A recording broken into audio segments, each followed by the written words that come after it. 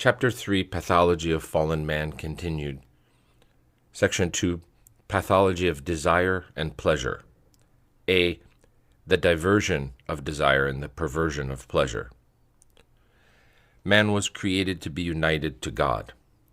The faculty of desire was placed in his nature so that he could desire God, yearn for him, and be raised and united to him. Therein lies the correct usage of this faculty, in conformity with its nature, and contributing to the building up of his health. Quote, the eye was created for light, the ear for sounds, everything for its end, and the soul's desire so as to soar up towards Christ, and quote, affirms St. Nicholas Cabasilas. Christ, our God, is the goal of all desire, writes St. Simeon the New Theologian, in like manner. To unite oneself to God is the most desirable thing for man, in conformity with the goal of his very nature. The summit of what is desirable is to become God, writes St. Basil. To every desire is linked a pleasure. From his desire's natural orientation towards God, man receives intense spiritual delight.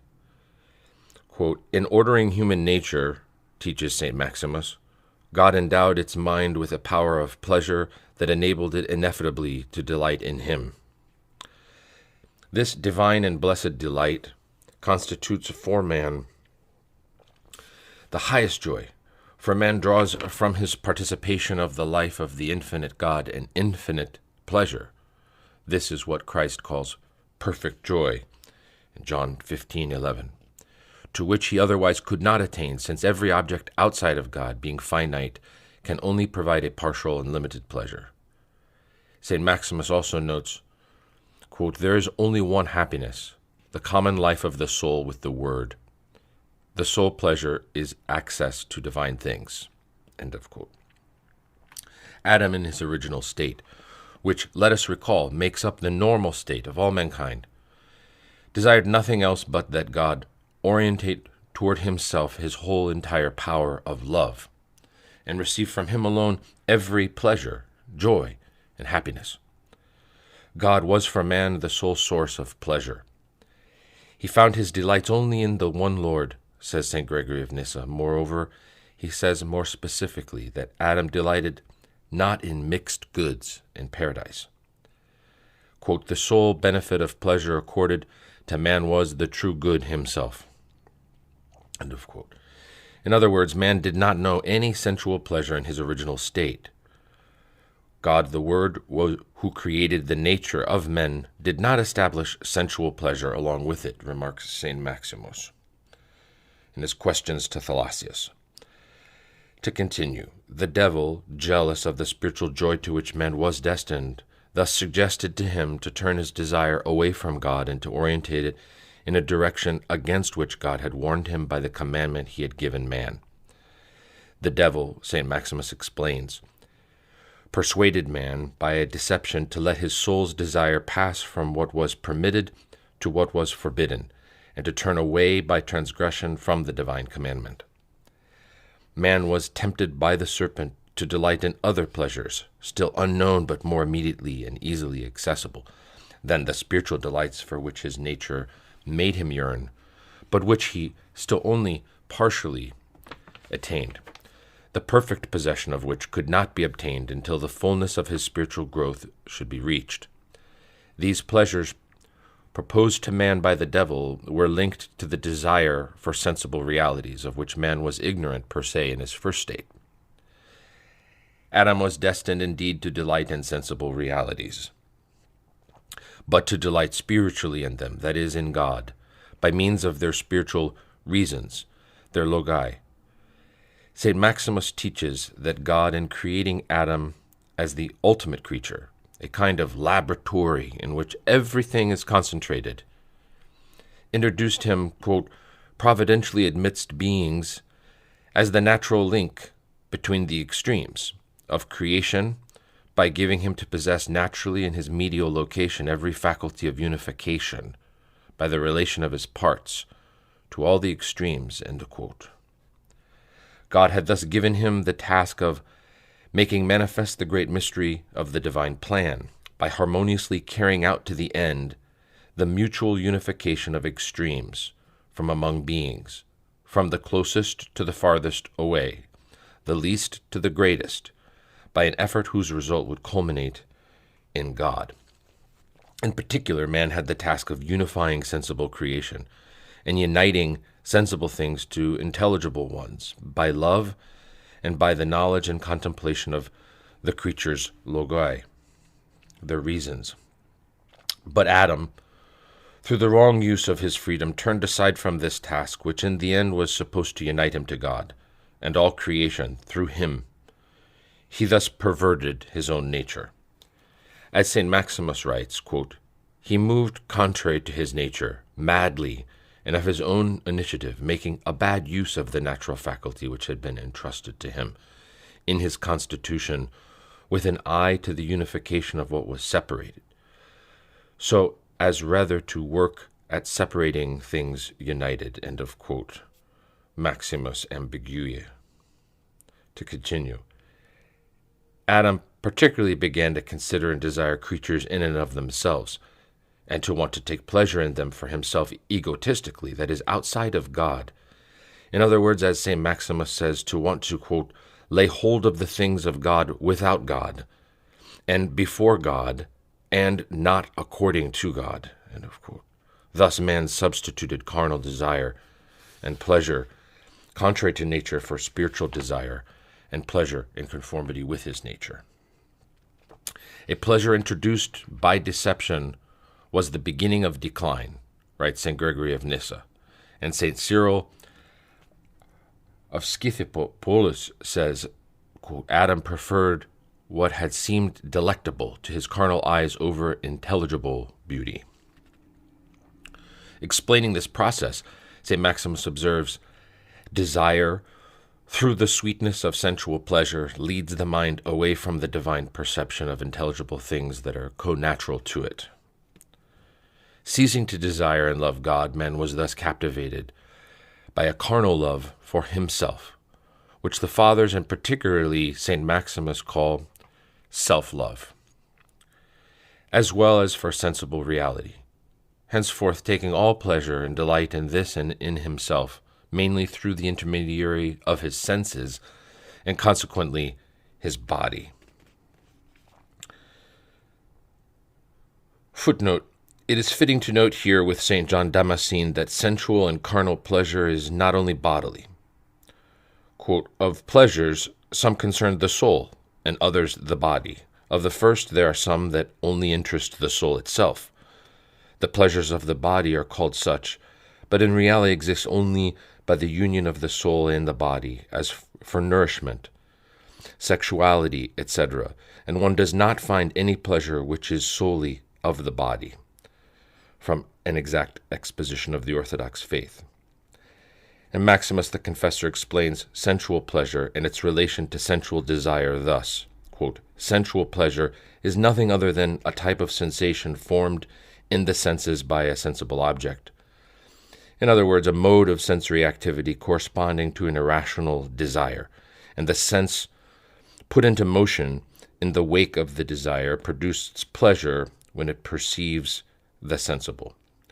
End of quote. To continue.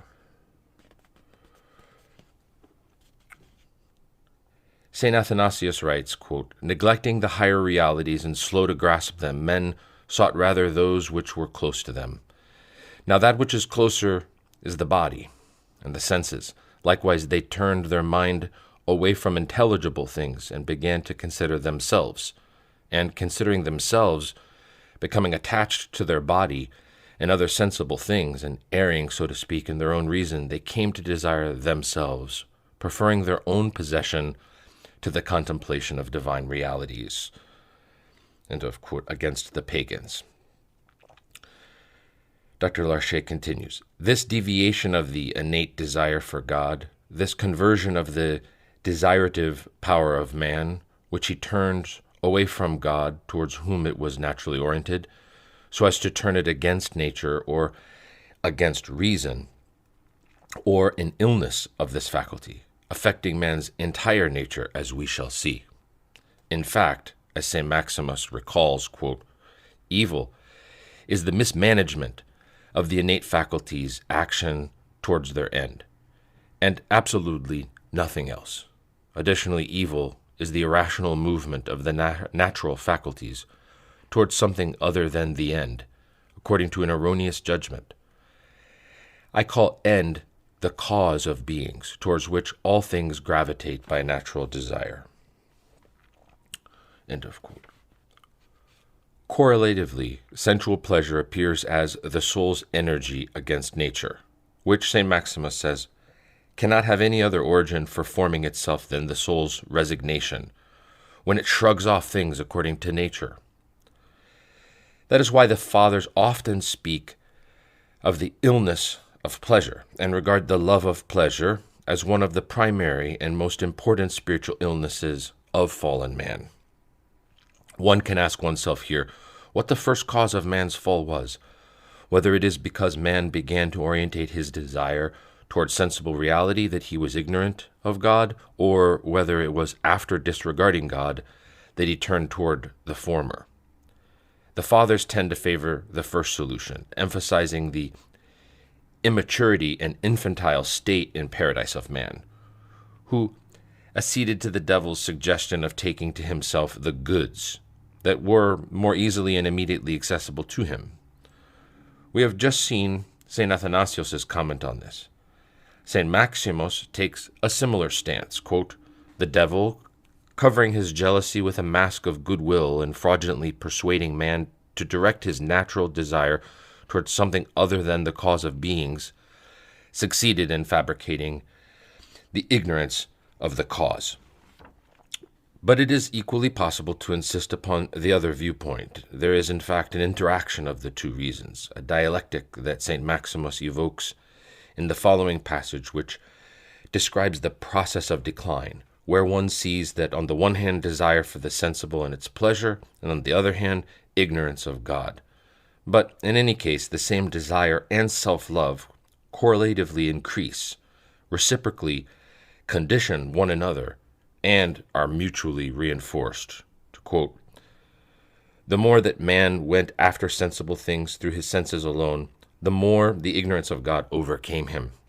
The more he was enslaved by the ignorance of God, the more he gave himself over to the delight in material things known empirically. The more he was imbued with this pleasure, the more he aroused the self-love, which was the consequence of it. The more he cultivated self-love, the more he invented various means for obtaining pleasure, the fruit and goal of love of self." End of quote. The various forms of desire by which fallen man seeks in diverse manner to obtain the sensual pleasure to which he henceforth devotes his existence constitute the passions that appear as man's inventions to respond to his new needs. Likewise, forming the passions are the means man employs, both psychologically and physically, to drive away the physical as well as mental pain that is linked with such pleasure, as we shall subsequently see. Quote, "Seeking to obtain pleasure and to avoid suffering, incited by self-love, man invents multifarious and innumerable forms of corrupting passions," St. Maximus writes, who says again further on, quote, "The vices present themselves in multiple and various forms, according to the connection each has with human nature. They compel man, subject to the desire for pleasure and the fear of suffering, to serve them and to invent numerous forms of passions, depending on the possibilities offered by the circumstances and by the means." End of quote, St. Maximus, Questions to Thalassius, Prologue. End of section A, the diversion of desire and the perversion of pleasure.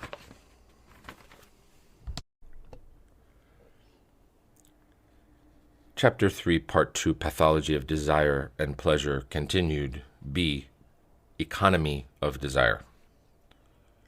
Spiritual desires, converging in the desire for God, and sensual or carnal desires do not constitute, as one might initially believe, two kinds of different desires by their source. Man in his being disposes of only one desirative power. In the man whom we have defined as normal, Adam before his sin, the saint, the man restored in Christ, this desirative faculty, in conformity with its nature, is completely turned toward God, the normal and natural object of human desire. The sensual desires that show up in fallen and sinful men are in their basic nature nothing other than this same desire, which, being diverted from its normal divine goal, has orientated itself against nature, and being reinvested in sensible reality, in whose multiplicity desire is divided up. All of fallen man's desires thus seem to be formed by the pathological decline and reinvestment of the natural desire originating from God, by the diversion of desire against nature and its perversion. These desires are but pale imitations of the original, just as the sensual pleasure that man obtains by them is nothing but a simulacrum and counterfeit of spiritual pleasure and the true good. A great many patristic teachings support this idea. The relationship to the flesh, writes St. Maximus, divides the love that we owe to God alone. Origen, pointing out the two diverging directions that the one erotic faculty inscribed in man can take, writes more precisely, quote, "One of the movements of the soul is love. We use this to love well when we love wisdom and truth, but when our love condescends to things less good, we love flesh and blood." End of quote. Abba Isaiah affirms even more precisely, quote, "In the mind there is a desire in conformity with nature, the source of charity, and on account of which Daniel is called a man of desires. This desire the enemy transformed into a shameful desire that brings us to covet all that is impure." End of quote. See Daniel chapter 9:23 and Abba Isaac on the Song of Songs. St. Gregory of Nyssa is seen to be just as explicit when he mentions those who, quote, "having upturned all their power of desire and diverted the impulse of their thought on divine realities towards base and material objects, open wide the field of inner being to the passions, to the point of ceasing all movement toward realities on high, and of beholding completely dried up the desire for God and spiritual realities, the inverted course of which has rushed towards the passions." On virginity. St. Gregory of Nyssa likewise speaks in another place of the man who, hiding away the love due God alone, squanders it among human passions. Furthermore, he writes, "Passing by as base and ephemeral as the objects that attract men's desires, which are held to be beautiful and are thus deemed worthy of zeal and favor, we must not squander among any of them our power of desire." An essential characteristic of the desirative faculty, bearing witness to the fact that man's desire is fundamentally singular, is that it cannot be shared between God and sensible reality. As St. John Chrysostom says, quote, "The same heart cannot suffice for several passions. One passion drives away another, and being shared it becomes weaker, the dominating passion drawing everything to itself." End of quote. John Chrysostom, The Golden Mouth, and the Commentary of Gospel St. John, chapter 2. To continue.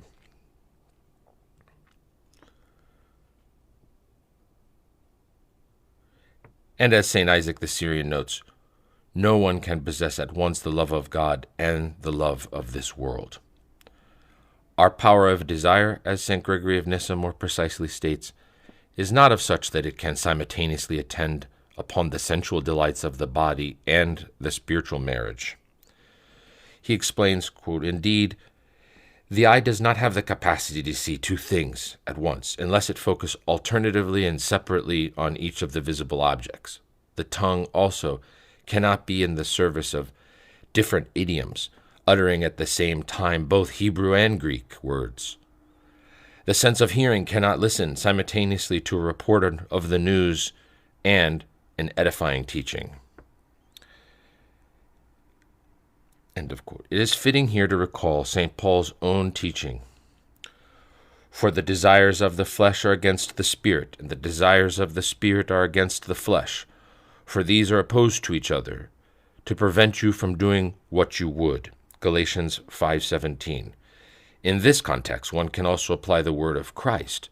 Quote, no one can serve two masters, for either he will hate the one and love the other, or he will be devoted to the one and despise the other. Matthew 6:24, Luke 16:13.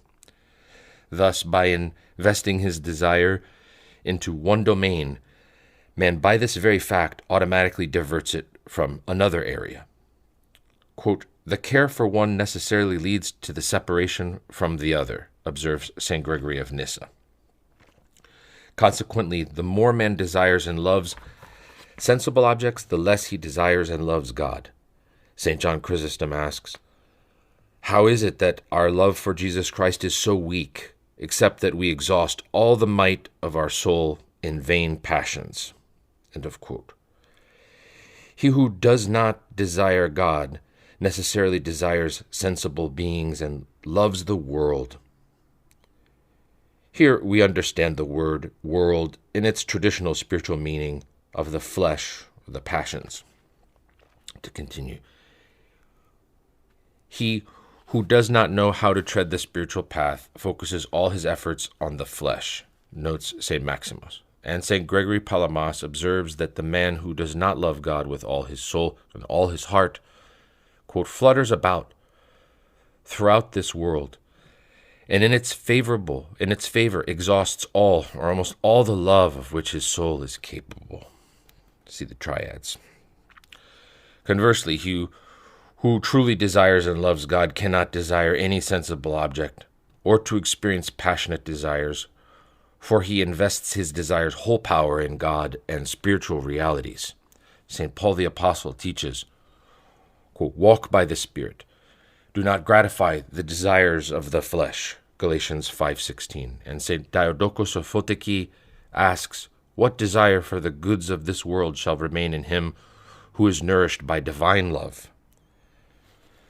St. Gregory Palamas says in the same vein, with those who have lifted their mind to God and exalted their soul by the passion for God, the flesh no longer possesses desires contrary to the Spirit. End of quote. Additionally, St. Simeon, the new theologian, writes on his part, quote from his catechesis, the soul united to God by love cannot be drawn away by the body's pleasures and appetites, or even toward any other desire for anything visible or invisible, be it an object or a passion. For the sweet love of God unites the impulse of his heart, or better said, all the inclination of his will. And once the will is bound to its own Creator, how then can it burn with fever because of the body, or in the smallest way carry out its own desires? In no wise. End of quote. This fact that desire, diverted from one of the two domains, spiritual or sensible carnal, in which it invests itself, is necessarily found reinvested in the opposite domain, is explained by the soul's roving character and the fact that man cannot stop desiring. Thus, if he withdraws his desire from the object on which it was focused hitherto, he immediately feels the need to devote himself to another. St. Nikitas de Stathos explains, as the soul is by nature mobile, it is subject to change.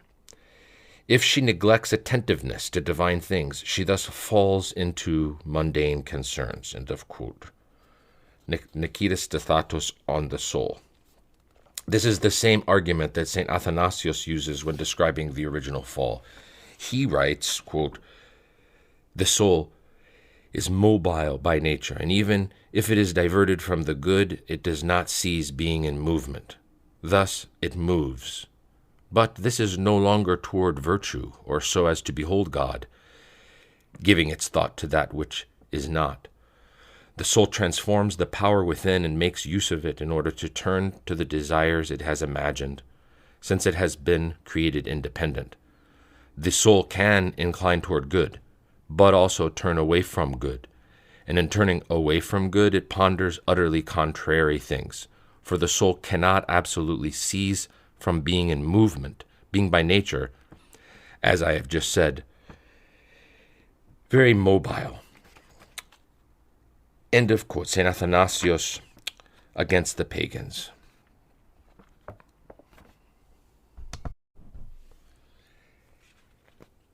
C.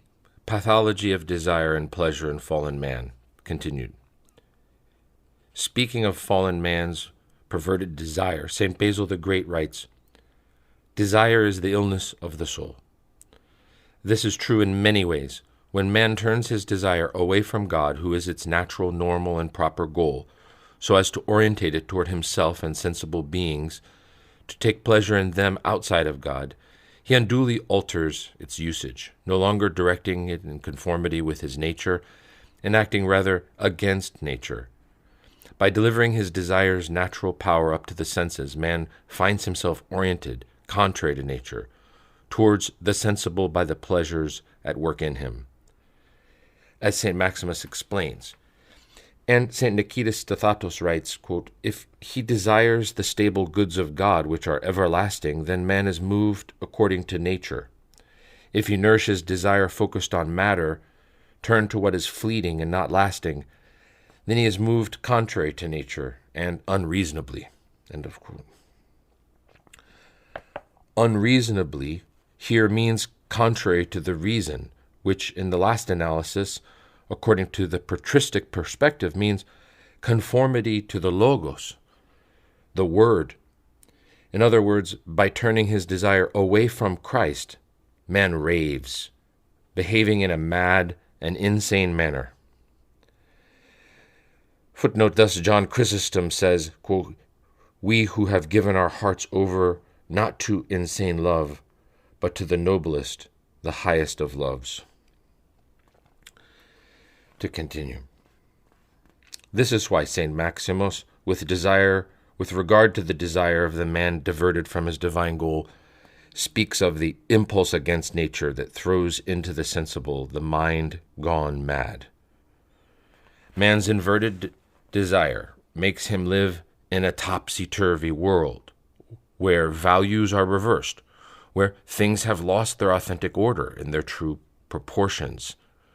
Quote, "It indeed treats the beings that are after the single and sole desirable cause and nature as more desirable than this cause, and thereby renders the flesh more valuable than the spirit, and the delight in what is visible more pleasant than the glory and radiance of the nous."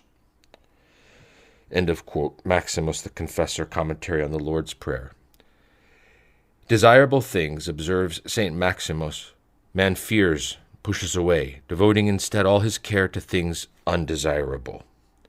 Fallen man thus begins to live in complete delusion. Since he has lost the sense of the true God in his desire's new inclination and the discovery of new pleasures, man ends up treating sensual pleasures and desires as absolute.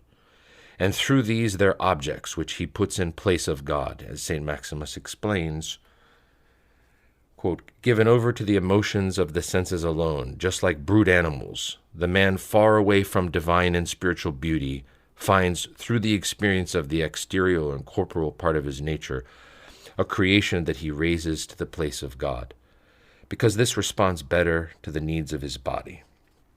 End of quote. Man thus fashions for himself sensible realities, a multitude of false gods, of idols, crafted according to the nature and scale of his perverted desires. In his relations with creatures, man no longer thinks of God, but only his own pleasure, and no longer has any standard but his own sensual desires. He no longer considers or deals with beings in relation to their reasons, their logi, their spiritual reasons, but rather relative to the degree of his desire for them. Man defines their importance and measures their value by the intensity of pleasure he can gain from them. Thus the world becomes for man a fantastical projection of his desires, and creatures become the means to satisfy his passions, instruments of his sensual pleasure. Man's relations with all beings of creation and even with his fellow human beings are thus totally perverted, since all of these in his eyes lose their spiritual value, find themselves reduced to objects of pleasure given as fodder to his various passions. Relations among mankind become at heart the relations of objects to objects, given over to the whims of desire and sensual pleasure. Moved by his perverted desire, man constantly errs in his definition and search for his good, for good in general. In desiring God, man desired the true good, and judged everything exclusively according to him. Knowing and desiring only God, he rejected evil. Through sin, he tasted of the fruit of the tree, of the knowledge of good and evil. Through his desire for sensual pleasure, he left the absolute and single good to experience evil and usher in a mode of existence in which good and evil end up becoming confused for him. He accumulates in himself, says St. Maximus, a disordered knowledge of good and evil, affected by his experience of the senses alone. In the conscience of fallen man, evil is no longer considered as such, but is taken over as being good. Pleasure becomes the criterion of good in the fallen state. The knowledge of good and evil which men acquired through their sin no longer refers to the true knowledge or to the discernment which was theirs while they knew the true good and refused evil. Rather, as St. Gregory of Nyssa remarks, it signifies, quote, an interior disposition as regards what is pleasing to them. End of quote. Man can thus designate and search out as good that which pleases him, for the sole reason that it pleases him, even though it be objectively harmful to him. He flees, as from evil, what is objectively good for him, for the sole reason that it annoys him on the sensual level. Good and evil are therefore subjectively defined by sensual desire and in function of the sought-after pleasure. And man permanently creates a confusion between what appears to be good to him relative to his fallen desire and what is really and truly good. Thus St. Gregory Palamas writes, quote, man seized and driven by wicked desires strives towards what seems beautiful to him, and man possessed by an ill-placed wrath fights for what seems to him to be good. Every man without exception, if he is bound to a bad life, dedicates himself to what appears to him to be the best and not to what really is. End of quote. The phrase used by Scripture, knowledge of good and evil, to designate the new ability acquired by man through sin means nothing other than this confusion of the false good, towards which sensual desire hastens. With true good, according to St. Gregory of Nyssa, he writes, quote, since then the majority take as good that which charms the senses, and since one word means both the real and apparent good, the desire that hastens towards evil, as if this were good, is called by Scripture the knowledge of good and evil. This word knowledge signifies this interior disposition and mixing. End of quote from The Making of Man, Gregory of Nyssa. To continue. This state in which man confuses evil for good and takes one for the other can be thought of as a true state of delusion, as St. Athanasius writes. Quote, seeing that pleasure was for it a good, the soul exploited the name of good in its error, thinking that pleasure was the true and absolute good, just like a man who, seized by dementia, might ask for a sword to strike those whom he meets, and would believe wisdom to lie in that. End of quote. St. Gregory of Nyssa affirms many times over that man is a victim here of an illusion. The things occasioning evil for us, quote, seem at first glance desirable and are sought out like a good following some deception, he writes. Furthermore, he says, evil in its depth holds death like a hidden snare, but by a deceptive appearance shows forth an image of good. The inspirer of this illusion, he explains, is the devil. Quote, "It happened that the nous, the intellect led astray in its desire for what is truly good, was diverted toward that which is not. Deceived by the instigator and counselor of vice, the nous allowed itself to be persuaded that the good was the complete opposite of the good." End of quote. In addition, the intellect, or nous, allowed itself to think of the devil as an enchanter who literally bewitches man with consent, quote, "causing the exterior grace of appearances to shine forth, and like a charlatan, charming our taste by some pleasure of the senses." Under the influence of this illusion, man moves about in a world of appearances, no longer seeing or considering anything but the sensible reality which his fallen desire alone assigns him, and outside of which he believes no good to exist. St. Athanasius writes, quote, "The soul took delight in the passions of the body and the only goods present. Beholding their semblances, the soul believed that only what was visible existed, and that only transitory and corporal things were the good." To continue, this reduction of reality to a portion of itself and the distorted vision resulting from this likewise appear as a delirious state brought about by the decline of desire.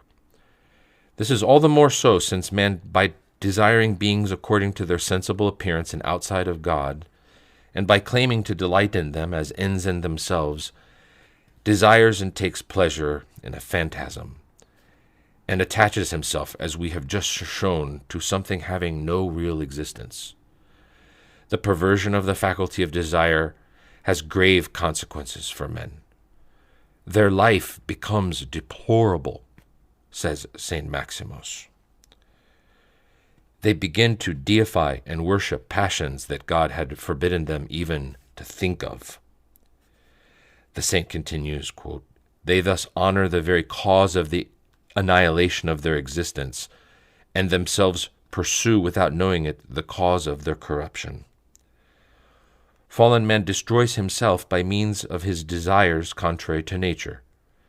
St. Maximus observes, 'Men, like wild cats, devour their own kind.'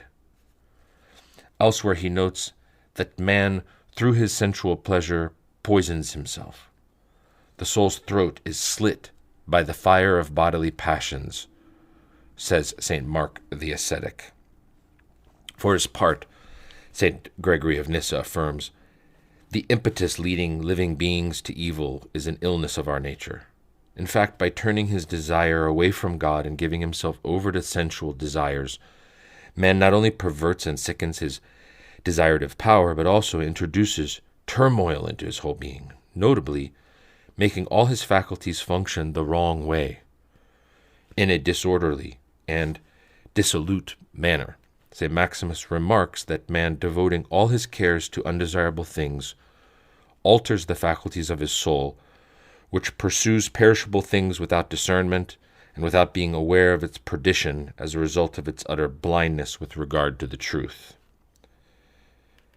One of the most notable troubles that man is subject to is the confusion of his faculties. St. Maximus thus holds that the golden calf, which symbolizes sensible reality erected as an idol, simultaneously represents the mixing and confusion of the natural faculties among themselves. Or rather, he says, it is a stupid and passionate union, determining the stupid impulse of the passions against nature. The effects of the inversion of desire are first of all felt in the intellect, the nous, whose pathology we examined in the previous chapter.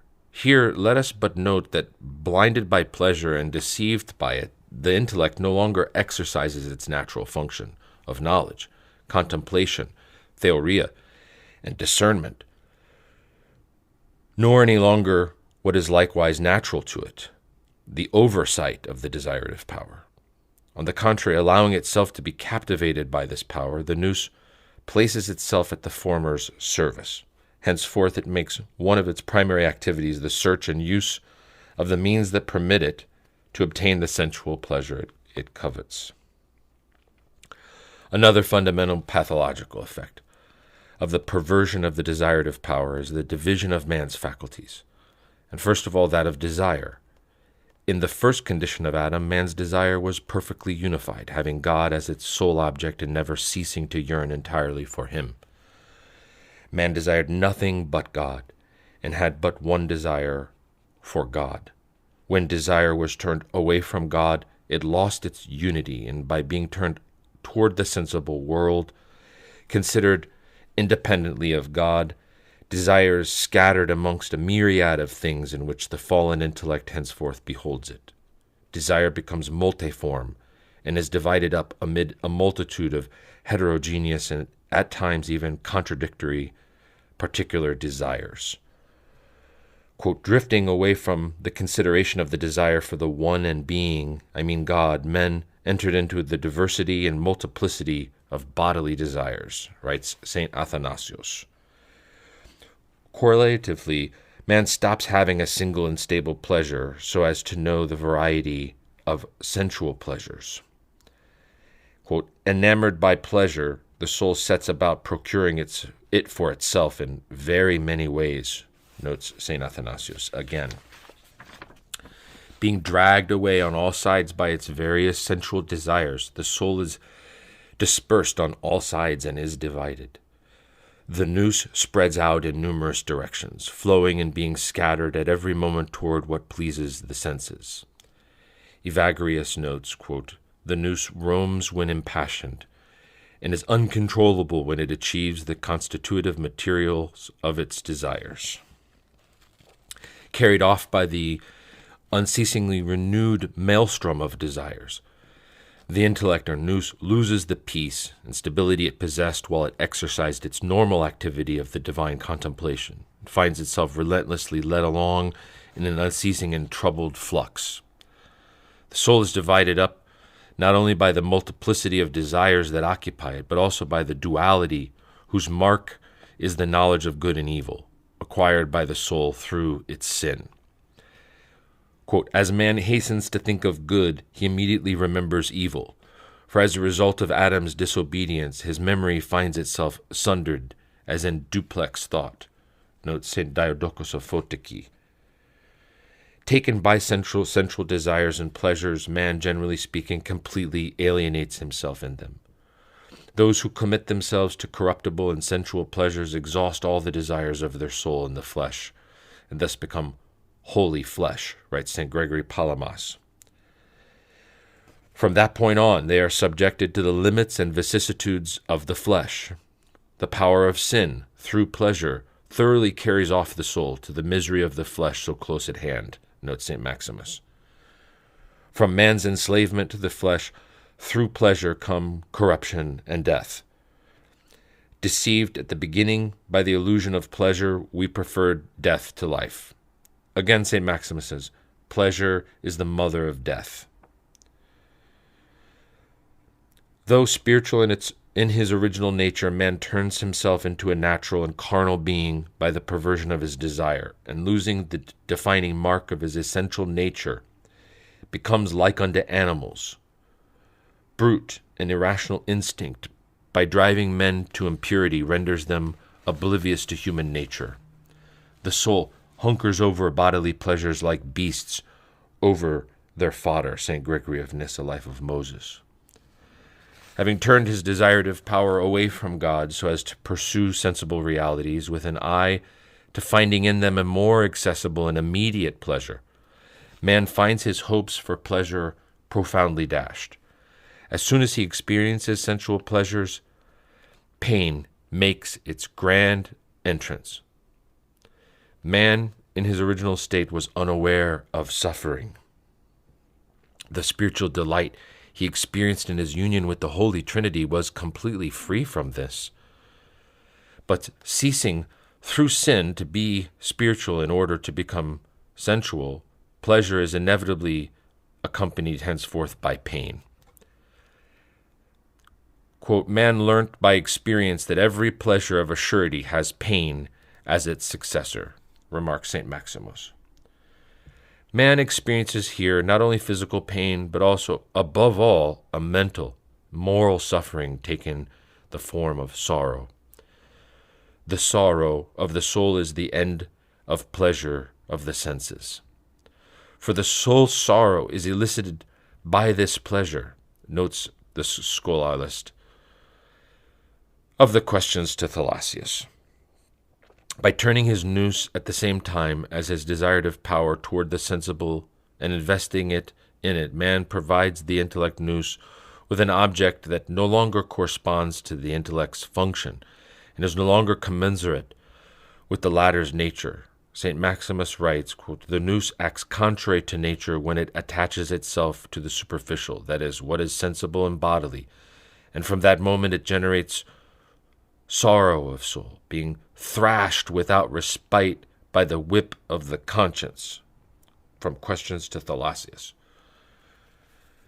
Dr. Larcher continues, "This sorrow, however, also arises from the fact that the desired object and the pleasure obtained are themselves also incommensurate with the desired faculty's nature and the pleasure for which it is destined.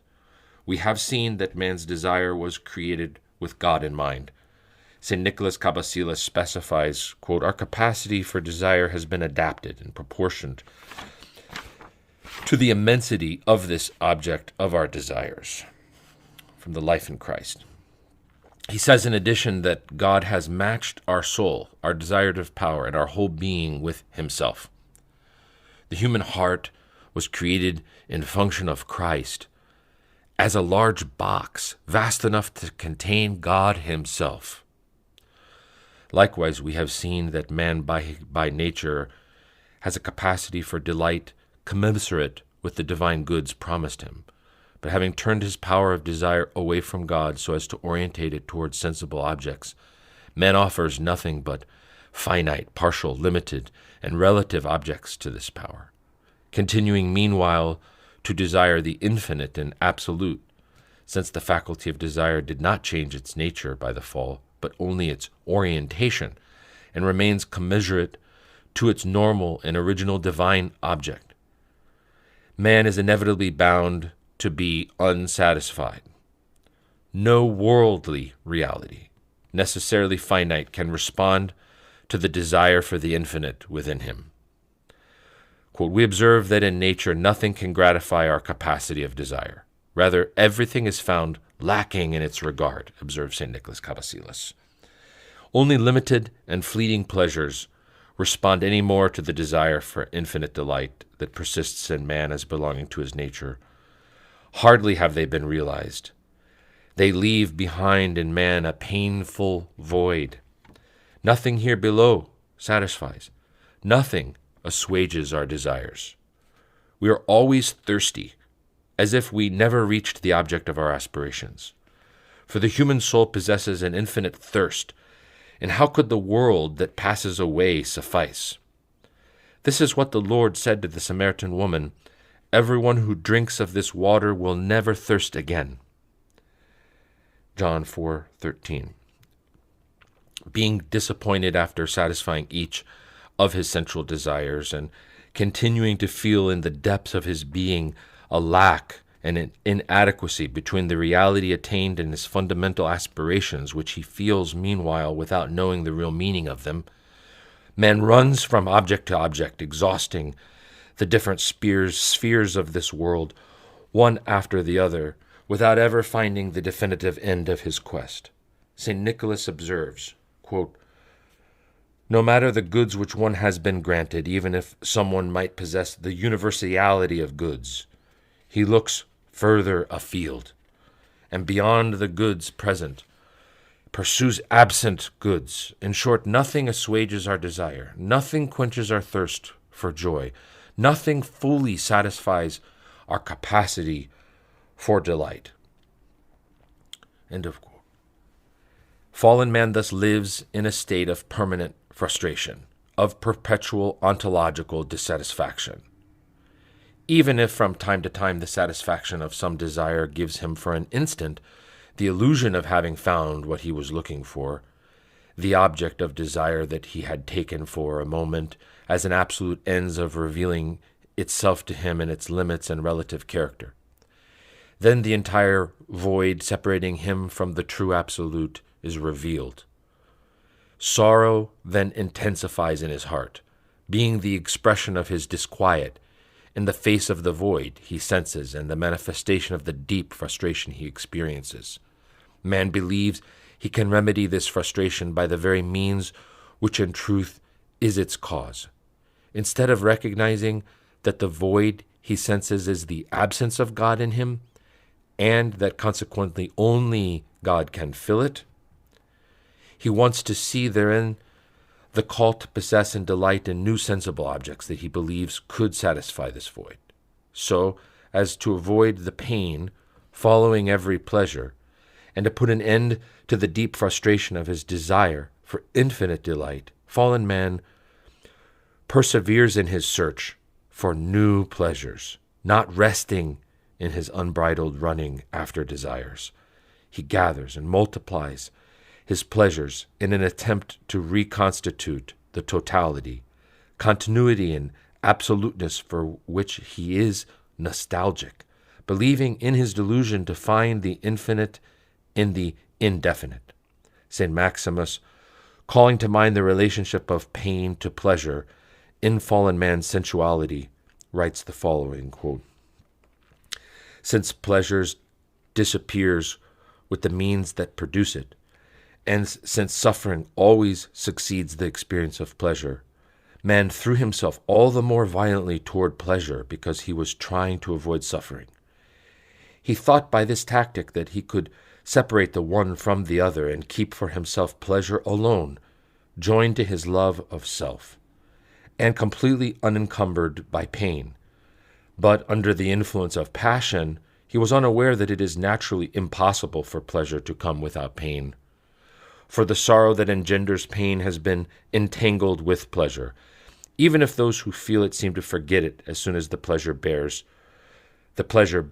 or carries sorrow away under the influence of the passion."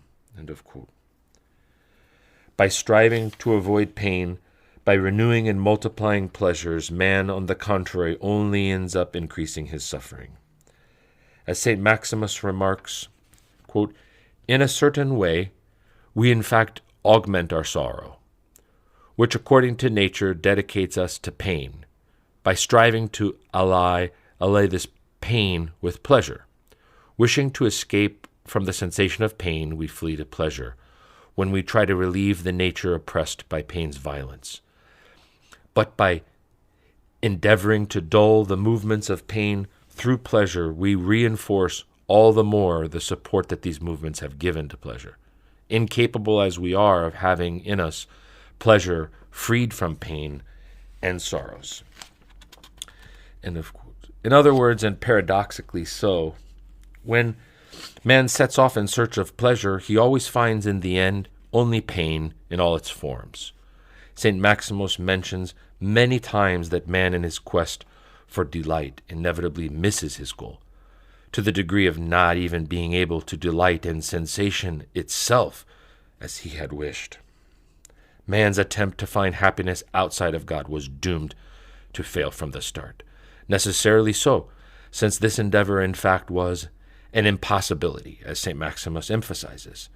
Quote, "This undertaking to possess the gifts of God independent of God, in preference to God, and not according to the will of God, was an impossibility. In this regard, one can ask how Adam and those who have imitated him have been able to trade the divine beatitude to which their very nature destined them for the incommensurably lesser pleasures able to be taken from sensible reality, with all the negative consequences that entailed. After comparing sensual goods with spiritual ones, St. John Chrysostom can only see a manifestation of madness in the attempt that prefers the former to the latter. He writes from his Homilies on Genesis, chapter 1:4, "Pleasure is only a fleeting delight. Yea, pleasure quickly takes flight, and we cannot tie it down even for a few moments. For such is the destiny of human and sensible things. Hardly do we possess them, and they escape us. They offer nothing solid or assured, nothing fixed or permanent. They flow away more rapidly than rivers of water, and leave empty and ignorant those who search after them with such burning zeal. On the contrary, however, spiritual goods present us altogether different character. They are firm, assured, constant, and eternal. Is it not, then, a strange folly to exchange immutable things for transitory delight, a mortal bliss for pleasures of the moment, and true and eternal felicity for quick and frivolous sensual joys? End of quote.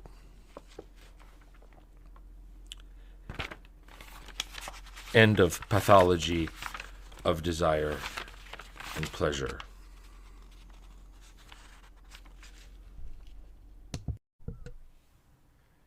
Chapter 3, Pathology of Fallen Man continued. Section 3, Pathology of Aggressiveness. Alongside the desirative power in the human soul is found the aggressive or irascible power. This faculty belongs man's very nature, and has been a constituent part of the human soul since his creation. The primary function of man's aggressiveness in his healthy state, the original Adam, the man restored in Christ, is to oppose everything able to turn man away from God and the path of deification to which God has destined him by nature. The fathers say that God put this faculty in man's soul in order to permit him to fight against evil, and more precisely, to repel the attacks of the demons, to combat temptations, to refuse and bring to naught the wicked thoughts suggested to him by his spiritual enemies. Adam and Eve were tempted in paradise by the devil, and they could have used this faculty to keep the commandment God had given them. In other words, to stick to the path on which God had put them when he created them, to remain united to God, and to grow spiritually in him. By this faculty, God put in their souls the capacity to withstand temptation, to reject the evil one's suggestions, and thus avoid falling into evil. St. Diodocus of Photiki says, quote, "A controlled and sensitive power is a weapon implanted in our nature by God." End of quote. If Eve had made use of it against the serpent, she would not have been dominated by impassioned pleasure. St. Hezekias the priest also notes that, quote, "This faculty has been given us by God as armor and as a bow." End of quote. From chapters on vigilance. And he speaks of implementing it in a just manner, according to the nature of the irascible element against Satan, the serpent. St. Gregory of Nyssa writes in more detail, quote, "Then indignation and anger and hatred must be as watchdogs to be aroused only against attacking sins. They must follow their natural impulse only against the thief and the enemy who is creeping in to plunder the divine treasure chamber, and who comes only for that he may steal and mangle and destroy." End of quote from On Virginity. St. Nicetas Stathatos mentions similarly, quote, "If desire and reason strive according to nature toward the divine, anger is a weapon of justice for these against the serpent who alone murmurs within the conscience and suggests that it sample the pleasures of the flesh." Evagrius likewise clarifies, "The nature of the soul's irascible power is to combat the demons, and the use one must make of the irascible path, to combat the serpent with hatred." End of quote. And good aggression is a faculty of the soul fitting for the destruction of bad thoughts, he notes elsewhere. By this faculty, used in conformity with its original nature, the spiritual man can keep to the path of union with God without deviation, pushing aside all obstacles. The soul, says St. Maximus, uses its irascible power to defend the object of its pursuits with love. This is why he counsels that our reason be set in motion to seek God, and that the power of aggression fight to guard it. Thanks to the activity of the irascible power, man in particular can keep his desire always aimed toward God, hindering it from turning toward sensible realities or the temptation seeking to lead it away. Thus St. Macarius writes, quote, "When the passions rise up, wise men do not listen to them, but they wax wroth against their wicked desires and declare war on them." End of quote.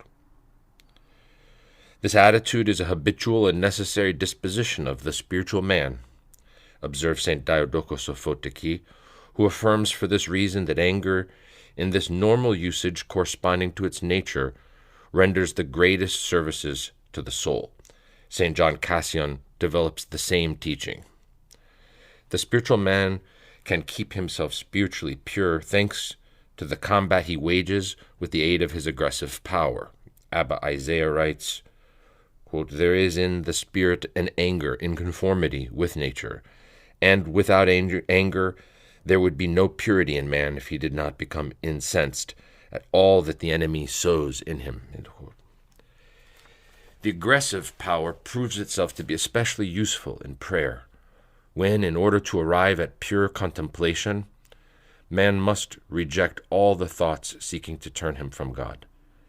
Evagrius writes on this subject, quote, "When you are tempted, do not pray until you have addressed with anger some words to the one who grips you.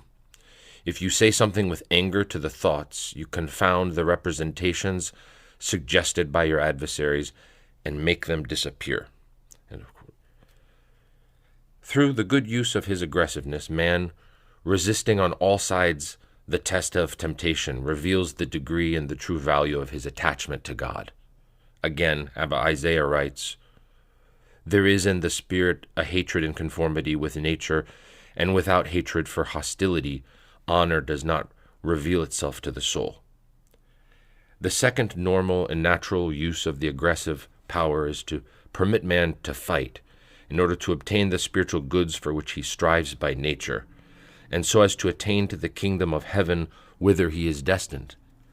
For according to the words of Christ, quote, "The kingdom of heaven has suffered violence, and men of violence take it by force." Matthew 11:12. "And the kingdom of God is preached, and everyone enters it violently." Luke 16:16. This power then exists also to enable man to make all the required efforts so as to accomplish his task. In other words, so as to grow spiritually and acquire the likeness of God. For this reason, Evagrius writes, "The rational soul acts in accordance with nature when her irascible part battles for virtue." This faculty permits man to orient and lift up all his faculties to God, first of all his mind. Thus St. Maximus counsels, quote, "May the entire mind, nous, order itself with God in mind, drawn taut by the irascible power like some string." The irascible faculty also allows the heart to mobilize all the might of its desirative power toward God, to, quote, "reinforce desire," and, as St. Maximus says, to focus the movement of desire toward divine love. Beyond this, the faculty permits the heart to fight for the spiritual delight at which it aims. Thus Evagrius affirms, quote, the natural mind, the nature of mind, no matter what kind. But when man has turned away from divine goods and thus been deprived of spiritual delight, his irascible faculty busies itself with achieving and safeguarding carnal and sensual pleasure. We have seen that the experience of pain, physical, but in addition and above all, psychological and moral, inevitably follows the experience of sensual pleasure. Thus, the irascible power is used by fallen man not only in a fight to obtain and hold on to pleasure, but also to flee from this pain, and in general to avoid all displeasure and suffering. The realization of this contranatural goal implies a second form of perversion in the irascible power. Ceasing to use it in the combat against the demons and their temptations, since he henceforth assents to their suggestions and does their will, man turns this power against his fellow men, in the degree to which he sees in them either obstacles to the realization of his sensual desires and the obtaining of the pleasures he has in sight, or causes of suffering relative to the egotistical love he bears toward himself. quote, "We have preferred material and profane things to the commandment of love, and since we have attached ourselves to these, we fight against men, whereas we ought to prefer love for all men above visible things," explains St. Maximus the Confessor, holding self-love as chiefly guilty, which provokes us against others like wild beasts in order to obtain a bit of pleasure. Evagrius, for his part, insists on the instigative role played by the demons that lead us away toward the desires of the world and constrain the irascible part going against nature to fight against men. The fathers are again of one accord here in emphasizing the contra-natural and irrational character of this use of the irascible power that corresponds to a true perversion of this faculty, diverted from its natural and normal purpose and turned around toward an incompatible goal.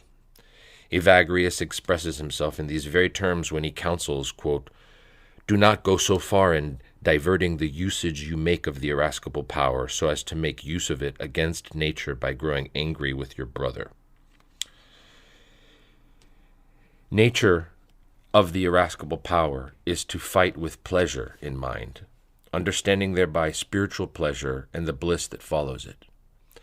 To fight for pleasure means to fight in order to acquire it as well as to preserve it, the second function of the aggressive appearing here closely related to the first. This is why Evagrius writes further, quote, "The angels suggest to us spiritual pleasure and the bliss that follows, so as to exhort us to turn our irascibility against the demons." End of quote. When one exercises the aggressive power in this way, it takes the form of a virtuous, wise, and holy anger, whose usage the psalmist recommends when he says, "Be angry, but sin not." Psalm 4:4. When man thus makes use of this faculty in conformity with its nature and purpose, he is wise and walks healthily. Meanwhile, through sin, man perverts this faculty, turning it from its good and normal usage so as to make an irrational use of it against nature. Thus this faculty becomes ill. The impure, irascible faculty is a power of the sick soul, writes Evagrius. Instead of waging war to obtain and protect spiritual goods, the aggressive faculty, in fact, fights from now on to acquire and keep the sensible pseudo-goods to which man has turned his intellect and to which he has attached his desire. The irascible power enrolls itself completely in the service of the sensual desires that animate fallen man, and dedicates itself to the search and keeping of the pleasure which is tied to them. The fathers thus often allude to the fundamental relationship that exists between aggressiveness and pleasure. St. Dorotheus of Gaza, for example, affirms that anger is caused, quote, especially by the love of pleasure. In fallen man, aggressiveness keeps its function of fighting for pleasure, since, as Evagrius says, its nature lies in fighting with pleasure. It provides us with the means of showing anger against the serpent, but we have used this anger against our neighbor, observes St. John Climacus bitterly. And Abba Isaiah notes, quote, "The anger in conformity with nature for us is changed into anger against our neighbor for all vain and irrational matters. And hatred in conformity with nature for us has been turned against nature. It makes us hate and despise our neighbor." End of quote. St. Hezekias the priest likewise speaks of the anger directed contrary to nature toward men. St. Nicetas Statatos, having remarked, "If man arms his anger only against the serpent of old, he is moved according to nature," also affirms the unnatural character of the new orientation imprinted by sin in this movement of the soul. He proclaims its irrational character. If man arms his anger against his fellow men, then he is not moved reasonably, but lives contrary to reason. That is, here again, insanely and madly. Madder yet is man's use of his irascible power against God. Although this power has been placed in man to enable him to fight against everything seeking to distance him from God, by sin man goes so far as to do the opposite, using it against everything able to bring him closer to God, and sometimes even against God himself. Thus, St. Barsanuphius makes the following point. Instead of hatred according to God, which hates evil, has the devil not cast into us the perverse hatred that hates good and God himself? End of quote. One can now note that the same principle of economy that we underlined with regard to the desirative power is valid for the aggressive power. There is a single irascible faculty in man, subject to two uses, more specifically to two contradictory and incompatible orientations. Thus, St. Gregory of Nyssa observes, human nature in every way chooses between two contrary directions. Evagrius also similarly mentions the nature of the irascible power is to fight against pleasure, whatever it may be. But as we have shown, one of these orientations corresponds to the natural purpose of the faculty, being normal and constituting its health, whereas the other diverts it from its normal purpose, making it act contrary to its nature and constituting its illness. As regards the orientation it receives, the aggressive power is in fact linked to the orientation man gives to the two other principal powers of his soul, his intellect and desire, to the realization of whose goals the aggressive power contributes. St. Nikitas Stathatos explains this nicely. He writes, quote, "The aggressive power is an intermediary between the desire and reason of the soul. It is like a weapon in each of its movements against nature, or according to nature.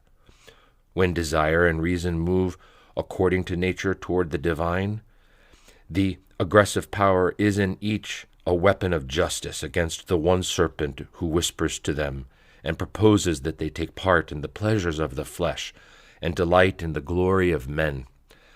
But when they turn away from their natural movement, when they distort their power, when they drift from the consideration of divine things to human things, the aggressive power is a weapon of injustice serving sin. Then desire and reason combat and attack by means of aggressiveness those who seek to overthrow their impulses and lusts." End of quote from Nikitas Stathatos' Centuries. To continue, we shall see that in fallen man, the sickened aggressive power invests itself primarily in the passion of anger, in the broad sense the Fathers give this word. Thus, we shall examine its numerous pathological effects.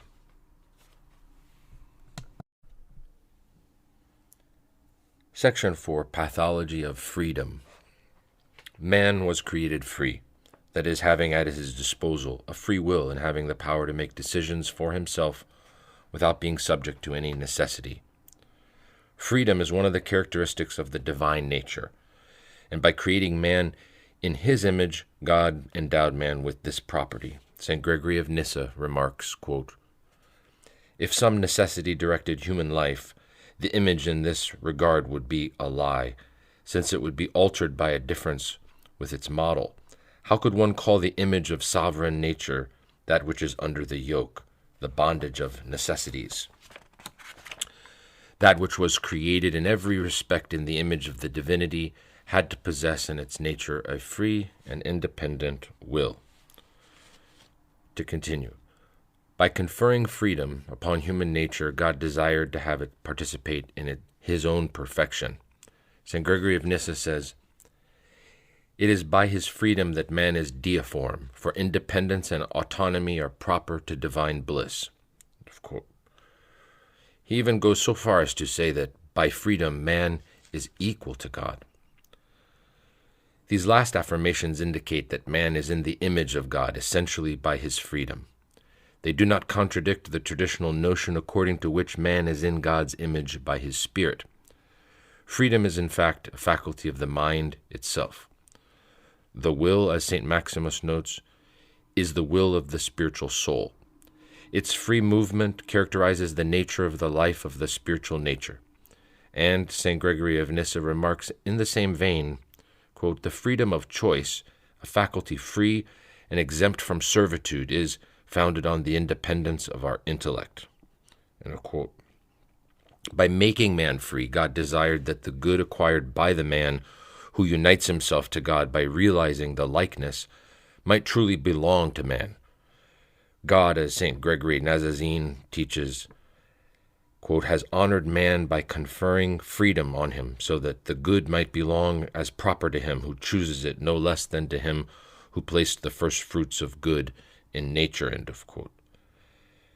To the common objection that God should not have made men free so that they could not fall into evil, St. Irenaeus responds, quote, in such a hypothesis, communion with God would be without value, and there would be nothing desirable in the good acquired by them without movement or care or application, which would arise automatically and without effort, possessing good automatically and not by free choice.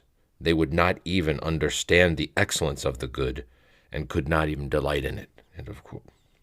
St. Macarius, on his part, remarks, if you do not attribute to him a nature endowed with freedom, you render man truly unworthy of praise. Indeed, he who is good and excellent by nature is not worthy of praise. Yea, the good that does not proceed from free choice is not worthy of praise. End of quote. And St. Gregory of Nyssa writes, that which was created in every respect in the image of the divinity had to possess in its nature a free and independent will, so that the participation in the divine benefits might be the recompense of his virtue. Man could not have truly become God had he been lacking one of the divine nature's essential characteristics, freedom. On the other hand, he could not have really been virtuous if the virtues had in some way been imposed on him, if he had not acquired them by the free opening up of his will to God's sanctifying grace. Where there is necessity, there cannot be virtue, notes St. John Damascene. In the normal state of his creation, freedom for man consists in being determined by himself alone, that is, in acting according to nature.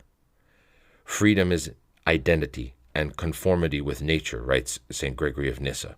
St. Maximus says more or less the same thing, that freedom for man consists in harmonizing the disposition of his personal or gnomic will with his natural will, that strives toward the good and the fulfillment of nature in God, who is its beginning and end. In other words, freedom consists for each person in constantly making the choice for the good and always opting for God.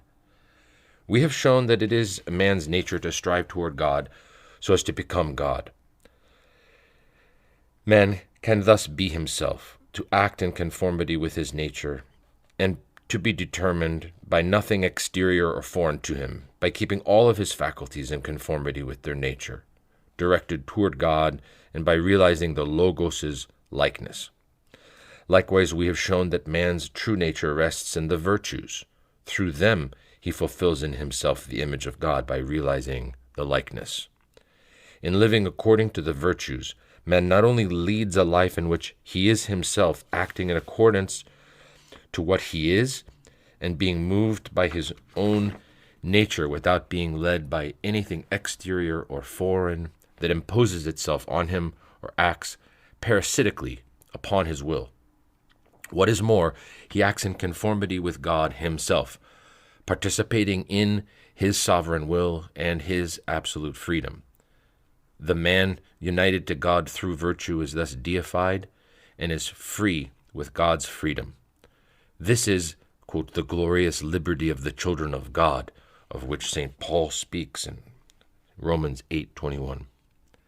St. Gregory of Nyssa thus teaches that true freedom for man resides in three principles, which imply one another and basically mean the same thing: the likeness to God, the life in virtue, and conformity to nature.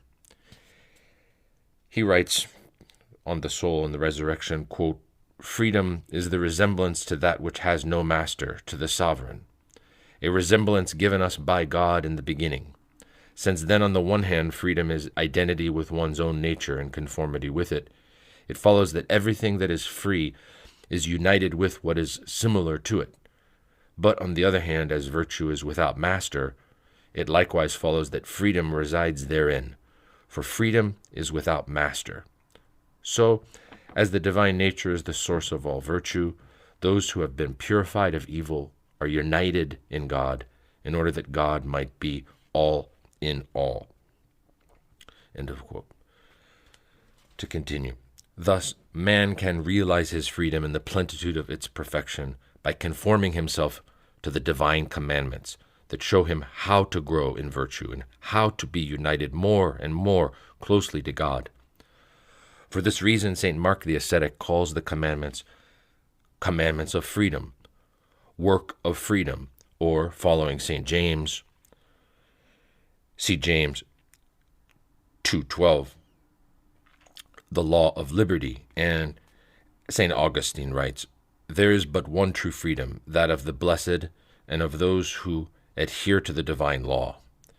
This follows the teaching of Jesus Christ. Quote, "If you continue in my word, you will know the truth, and the truth will make you free." John 8:31. Freedom is the will of a rational soul ready to move toward its object, says St. Diodocus of Photochy. This freedom was that of Adam in paradise. His will was achieving its natural purpose, being to strive toward what is better, and was spontaneously born to the good in an untroubled movement. Knowing the true good, and wishing to know nothing else, man moved toward it without hesitation. He did not weigh the good and the bad, the pro and the contra, the better and the worse. Knowing where true good lay, and absolutely refusing evil, man did not choose in the usual sense of this word. He did not examine several possibilities, nor did he deliberate. He spontaneously went to the good, realizing by this use of his freedom the likeness to his divine archetype.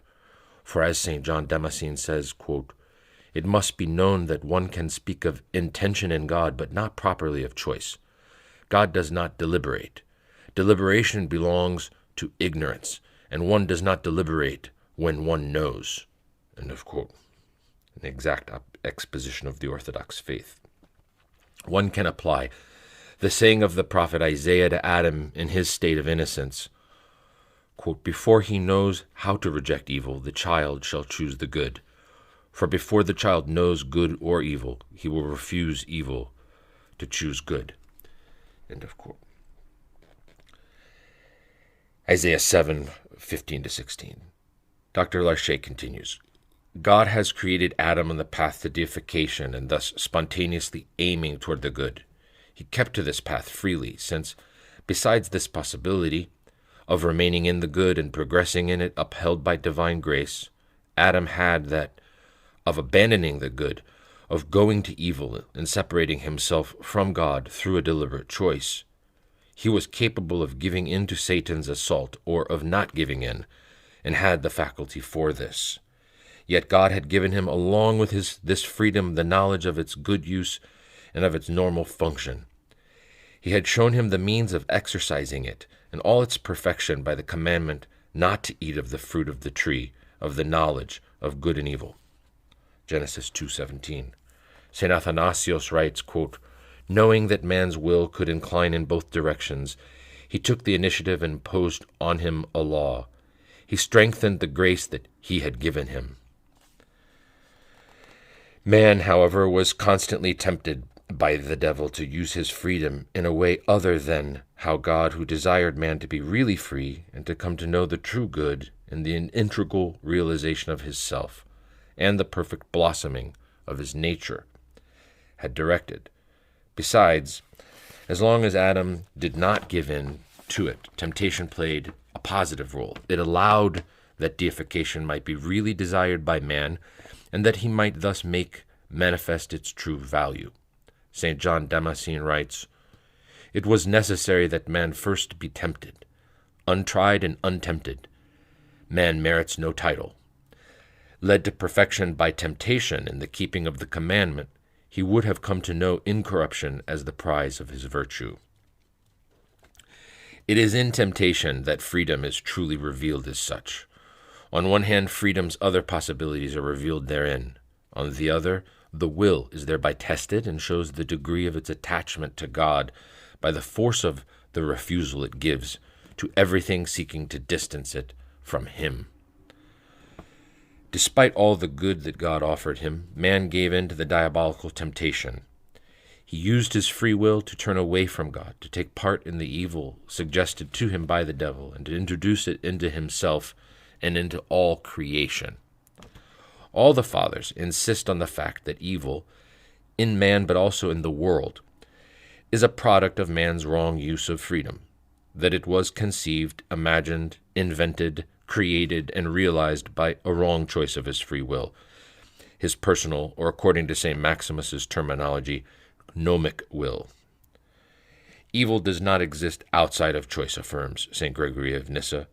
It is free choice that gives evil its substance. It is the false usage of our free will that has engendered the impulses toward evil, he affirms further. The responsibility for evils thus falls upon our carelessness, which has chosen what is worst in place of what is best.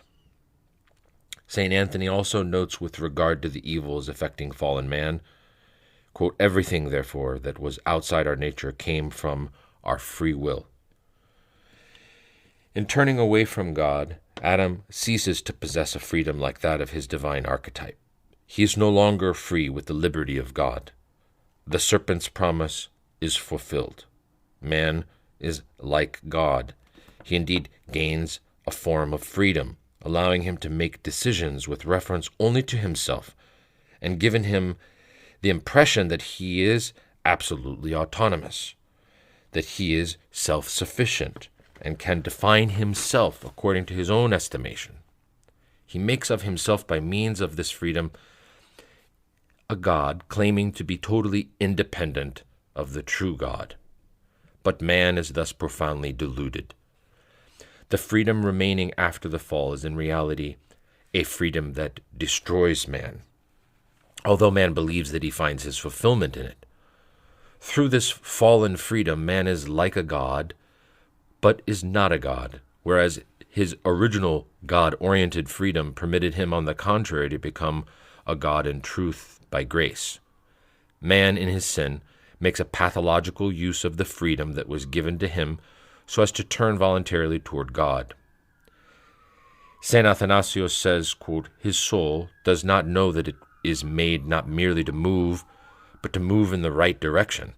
For this is why the word of the apostle assures us, all things are lawful for me, but not all things are helpful. 1 Corinthians 6:12. And against the pagans.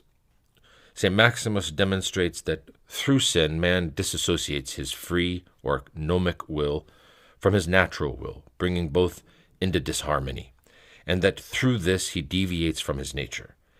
He turns with all his faculties of his being away from a life in conformity with his nature, so as to lead a contranatural life. He turns away from the good, so as to enter into all forms of evil and thus destroy himself. When in the beginning the alluring devil deceived man by the seduction of pleasure, he separated our will from God and from others. By destroying our will's upright character, he sundered our nature in this way, tore it apart among a multitude of opinions and imaginings. In the course of time, he made as law the search for and discovery of every sort of evil, aided in this by our powers. And, so that evil might remain in all men, he supports it in them, on this irreconcilable opposition of the will that had permitted him insidiously to persuade man once to turn aside from his natural movement.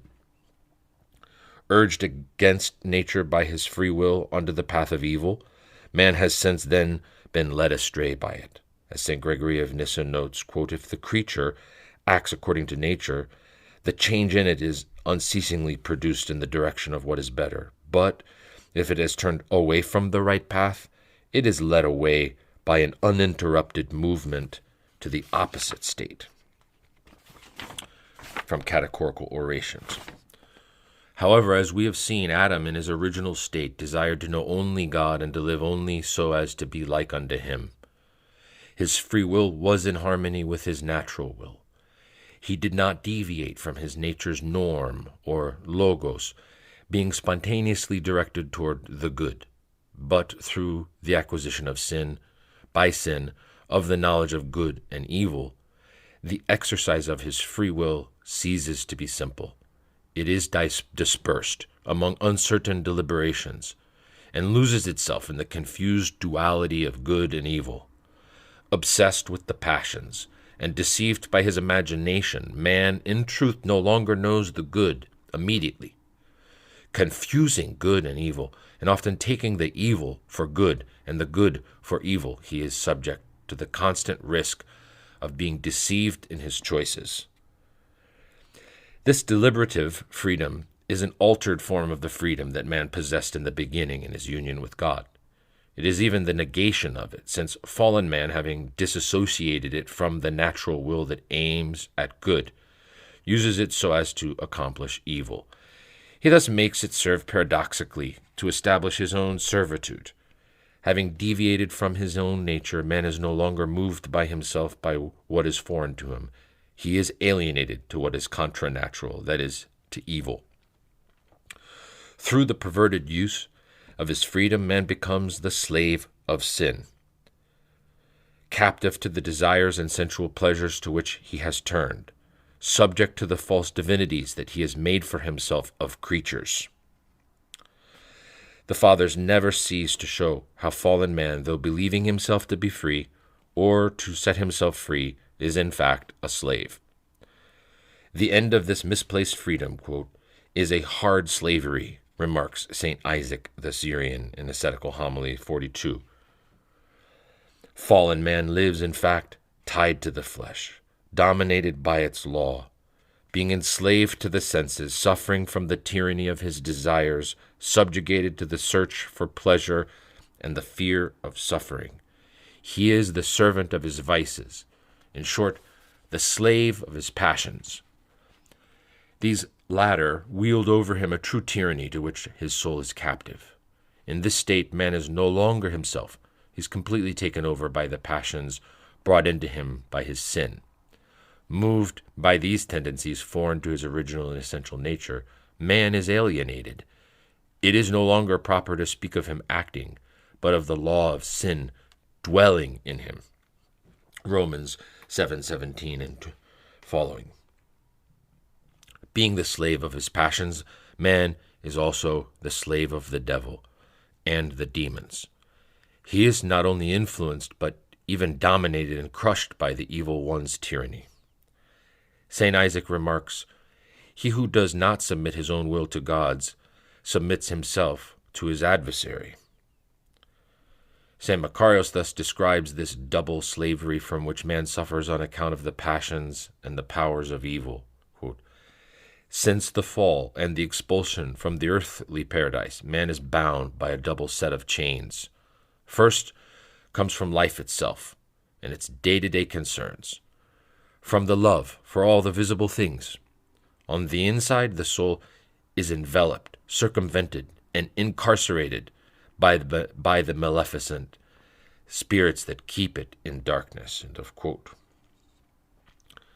There's obviously a direct relation between these two sets of chains, because man lives in evil. The demonic powers have such a power over him, and through his passions he opens himself up to them and causes them to live in him. Not much of man's original freedom remains in this state, whereas in God and in virtue man moved according to his nature and took part in God's sovereign will. Once he turns away from him and lives contrary to nature, it is no longer truly man who acts, but a foreign nature that has taken possession of him. This nature consists of the passions that through sin have covered up his true nature, tyrannizing it and completely taking it over.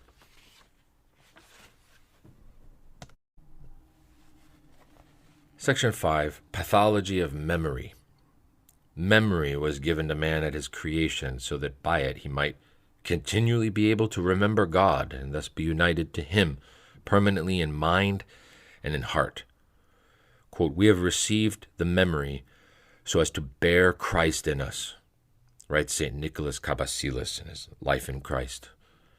The remembrance of God then appears as a norm for man. Thus St. Macarius writes, "The Christian must always have the remembrance of God." And St. Gregory Nazianzen, we must remember God more often than we breathe.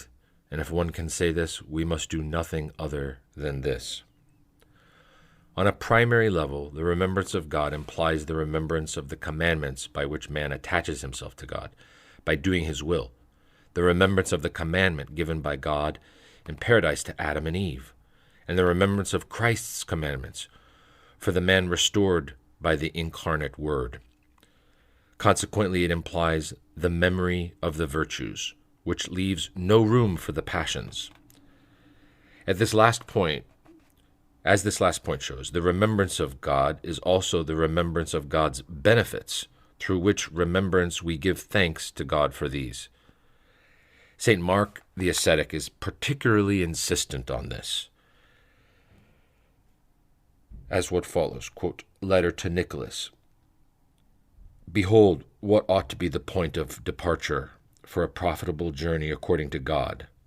You must always go over in your memory and guard in unceasing meditation the remembrance of the goodness of God, who has ordered your life's course according to his design, of his benefits that aim at your soul's salvation. Do not let your memory be darkened by vice, the source of indifference, neither lose the remembrance of the multitude and extent of his graces, and consequently spend the rest of time without profit in ingratitude. For this ceaseless remembrance pricks the heart like a thorn, at all times pushing it to confession, humility, thanksgiving with a crushed soul, great zeal as regards the good, so as to offer in return a way of life, profitable conduct, and all virtue according to God. He who does not allow himself to fall into the forgetfulness of such benefits directs himself toward all the good ascesis of virtue and toward every work of justice with an ever-sustained ardor, always disposed to carrying out God's will. End of quote. This form of the remembrance of God naturally leads to its main form, that which the Fathers often call continual prayer. For the mind that demands on us a work that ought to satisfy its need of activity, St. Diadochos of Photiki emphasizes that this prayer is the only occupation completely responding to the mind's aim. At the same time, prayer constitutes its proper activity, the only activity that corresponds to the mind's nature. Quote, prayer prepares the intellect to put its own powers into action, notes Evagrius, who remarks further, prayer is the activity fitting to the intellect, in other words, the better and adequate use of it. Adam, who lived in prayer, put into practice this uninterrupted remembrance of God in paradise. In like manner, the saints, who in Christ restore the first condition of Adam and approach perfection, continually having in their heart the remembrance of the Lord Jesus. Through this continual memory of God, man can in truth unite himself to God in conformity with the end goal of his nature. Spiritual union is perpetual recollection, writes St. Isaac the Syrian. By the remembrance of God, man is strengthened in his keeping and practice of the commandments. In other words, he can preserve himself from the passions and cultivate in himself the virtues. The remembrance of God in particular is the condition for the love of God, whose property is to arouse and to make grow, always going hand in hand with this remembrance. This is true above all in its most perfected form, continual prayer, but also in the remembrance of God's benefits. Thus St. Mark the ascetic counsels, quote, keep before your eyes the benefits received from your birth until now. Be they bodily or spiritual, go over them and meditate on them, according to what is written, forget not all his benefits, Psalm 102:2, in order that they may bring you to the love of God quickly and easily, in order that your heart, at the remembrance of these benefits, and even more so, spurred on from on high, might spontaneously be wounded with love and desire. End of quote. The constant remembrance of God in prayer also constitutes for man the mode of access to theoria, contemplation, that, as St. Isaac says, finds therein material on which it is given to it to be founded. St. Callistos II, the patriarch, says similarly that it makes the divine rays shine in the purified nous. Up to the highest degrees of the spiritual life, the memory accompanies the activity of the mind, and it is even in his memory, says St. Isaac, that man is raised up higher than nature, in the theoria, the knowledge, vision of God, that the Spirit communicates to him. End of quote. See the life of St. Joseph the Hesychist and cave dweller. To continue. Through the memory of God, man keeps God in the recesses of his mind and causes him to abide in his heart. St. Basil writes, "This is to house God, to have God dwelling in oneself through remembrance. Thus we become the temple of God when earthly cares do not interrupt the continuity of this remembrance." End of quote. The remembrance of God is thereby a source of intense joy for the man who possesses it, and gives birth in the soul to an ineffable happiness, as says the psalmist, quote, "I remembered God and rejoiced." Psalm 76:3. In the abiding remembrance of God, man does nothing but think on the one thing necessary, and leads an existence entirely focused on God, in conformity with his nature's end goal. Put otherwise, the memory of God implies the forgetting of the world, the absence of every sensual and worldly recollection. It likewise implies for man the forgetting of oneself. The spiritual man, St. Isaac says, quote, forgets himself. He forgets his nature. He no longer remembers anything of this world. But he does not cease meditating on and conceiving everything that reveals God's grandeur. He has memory linked with the type of life he leads. He does not think of the things of this world. He does not remember them. Ascetical Homily 85. When the memory of God has made the soul its pasture, it wipes away every other remembrance, he concludes in summary. In the original and normal state of the completely unified human nature, man's memory, being wholly occupied with the remembrance of God, was simple and homogeneous. All man's thoughts are focused therein on what for his mind constitutes the sole object of attention. St. John Cassianos notes that in the remembrance of God, man fixes all his attention on a single goal on which he actively makes to converge all the thoughts that arise in his mind. The memory henceforth appears stable and motionless and knows stillness, Hezekiah. With the memory occupying itself totally with the remembrance of God and thus being stripped of every form and figure, the heart is pure. Thanks to the memory of God, man safeguards himself against the foreign thoughts that the evil one suggests to him. It excludes every bad thought and does not permit evil to manifest itself under any circumstance. It is a weapon against the demons, permitting man not only to escape their attacks unharmed, but also to master and drive them away. While the memory used thus in accord with nature is in good health, through sin it acts against nature and becomes ill. Its illness, as for the previously studied faculties, consists of a perversion, more precisely an inversion of its activity.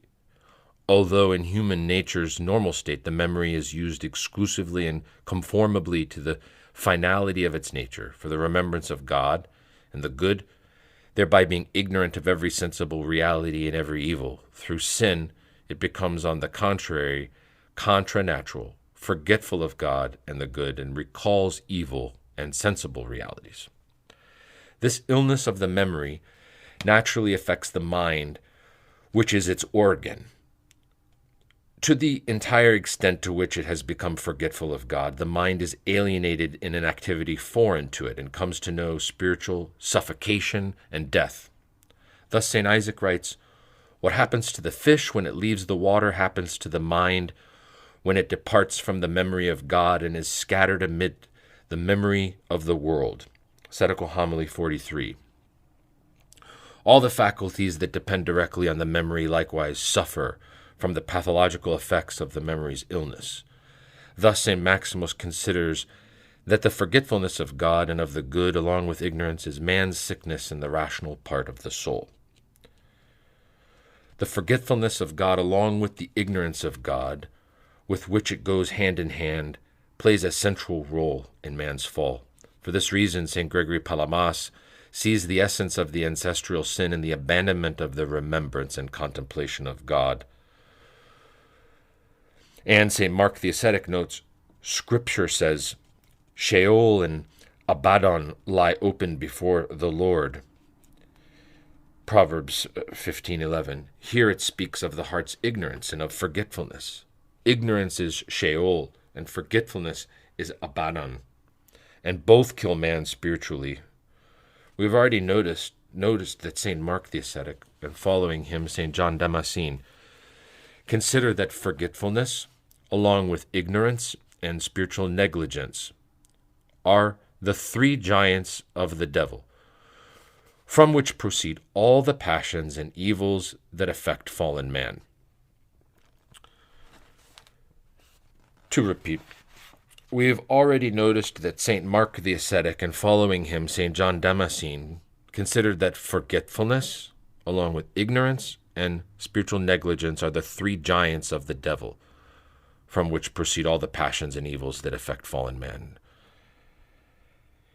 St. Mark the Ascetic thus describes these three fundamental and indissociable spiritual illnesses, their relationships, and their effects.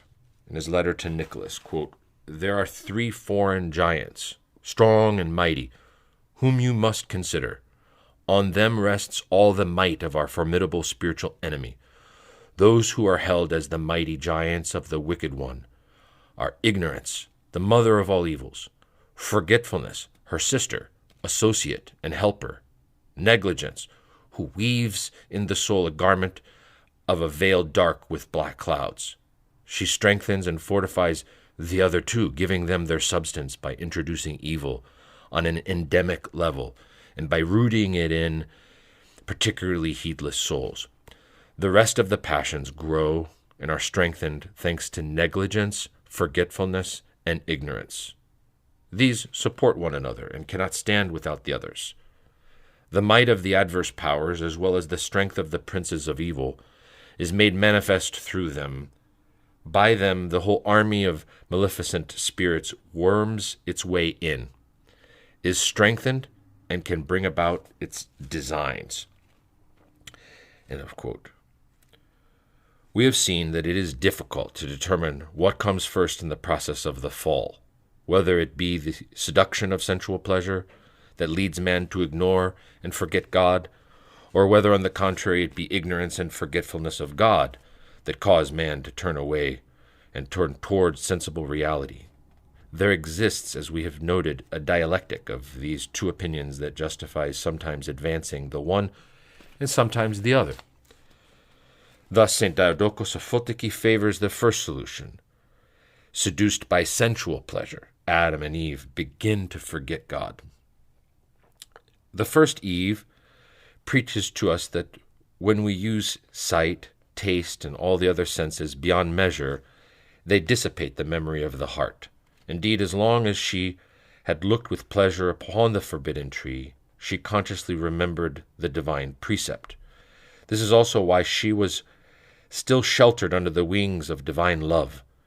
But when she had looked upon the wood with pleasure, when she had touched it with ardent desire, and finally had tasted of its fruit with intense pleasure, she gave all her desire over to the delight of the present, drawing in Adam to her own fault through the fruit's sweet appearance. Since then, the human mind can only remember God and his commandments with difficulty. Other fathers put forward the inverse process. And Apophthegm mentions the following, quote, the elders used to say, the powers of Satan that precede all errors are threefold: forgetfulness, negligence, and desire. Each time forgetfulness comes, it gives birth to negligence. From negligence proceeds desire, and desire causes man to fall. St. Hezekias the priest similarly says, quote, from forgetfulness we fall into negligence, and from negligence into misplaced desires. And St. Macarius, the mind that rejects the remembrance of God succumbs either to anger or to lust. St. Mark the ascetic in particular agrees in this sense, writing, "All those who forget God become sensual." Once man has forgotten God, the memory is divided up and dispersed, and finds itself invaded and occupied by a multitude of thoughts relating to the things of the sensible world toward which man has turned. St. Gregory the Sinite writes, quote, "The origin and cause of the thoughts is the explosion of the simple and homogeneous memory following transgression. By becoming composite and diverse from the simple and homogeneous state it was, the memory lost the remembrance of God and corrupted its powers." This illness of the memory obviously has repercussions on all the soul's faculties. The mind, until now occupied with the thought of God alone, is now incessantly traversed by the flow of worldly thoughts, whose number increases more and more.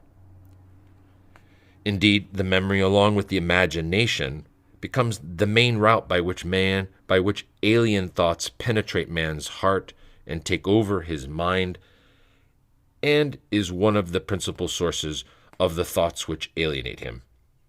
Man receives the majority of representations that form for him so many suggestions and temptations from the memory. It above all supplies his mind with the simple thoughts that call to his impassioned attachment. St. Maximus teaches, quote, "Three paths give access to passionate thoughts in the mind: sensation, the physical constitution, and the memory. The memory, when the remembrance of the objects that impassion us is reborn, which likewise inspires the mind with passionate thoughts." However, the memory often directly supplies passionate thoughts, as St. Thalassius emphasizes. He sees the principal source thereof, including the most formidable ones, in this faculty. Quote, "There are three things through which you receive impassioned thoughts: the senses, the memory, and the body's constitution. The most unfortunate thoughts are those that come from the memory.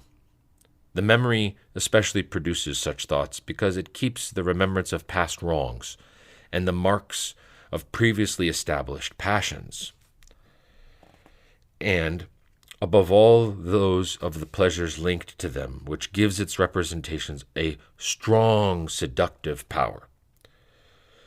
The memory then is often stirred up and aroused by the demons that seek in particular to lead it back to those reminiscences. For all these reasons, the memory in fallen man becomes one of the main causes by which the passions are aroused and entertained. This is why St. Isaac the Syrian sees in it the seat of the passions, the place where one can find them all. See Ascetical Homily number 8. The remembrance of evil thus becomes a habitual disposition in fallen man. The remembrance of evil is substituted to varying degrees for the remembrance of good, which alone in the beginning occupied the memory. Lacking the power to be substituted completely, the former leaves the latter a more or less reduced space. In any case, an effort of this is the introduction into the memory of another division that it originally did not know, its sundering into two parts, as St. Diadochos of Photiki says, quote, "Since a slip of our mind has placed it in a state of twofold knowledge, it is forced, even if it does not want to focus simultaneously on good and bad thoughts.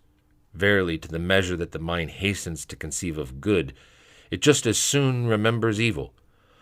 For as a result of Adam's disobedience, man's remembrance is sundered into twofold thought." End of quote.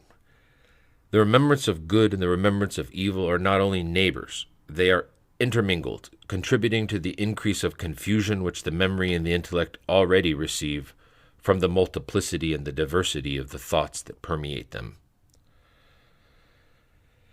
On the memory's confusion, please see St. Isaac the Syrian Ascetical Homily number 85.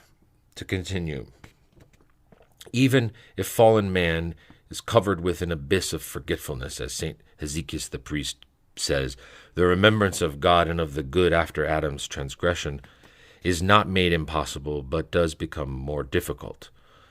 Since then, the human mind can only remember God and his commandments with difficulty.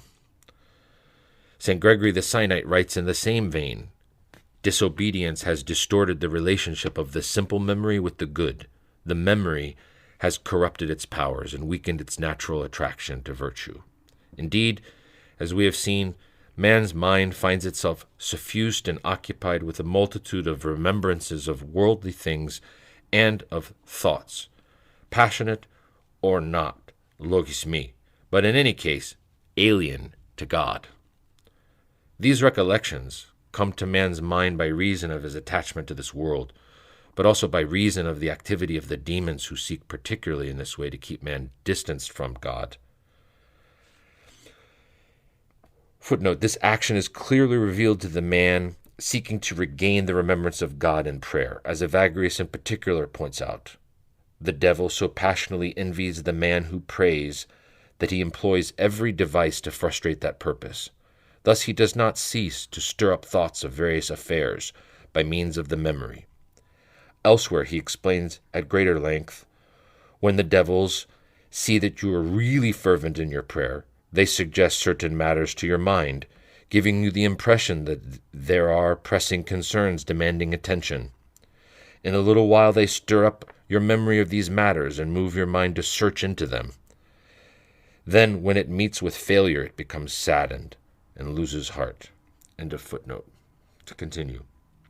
In every case, these worldly memories exclude the remembrance of God. The economical principle proven in the faculties studied previously, that of desire and pleasure, applies equally to the memory. The more it recalls God, the less it recalls the world. Conversely, the more it remembers the world, the less it remembers God.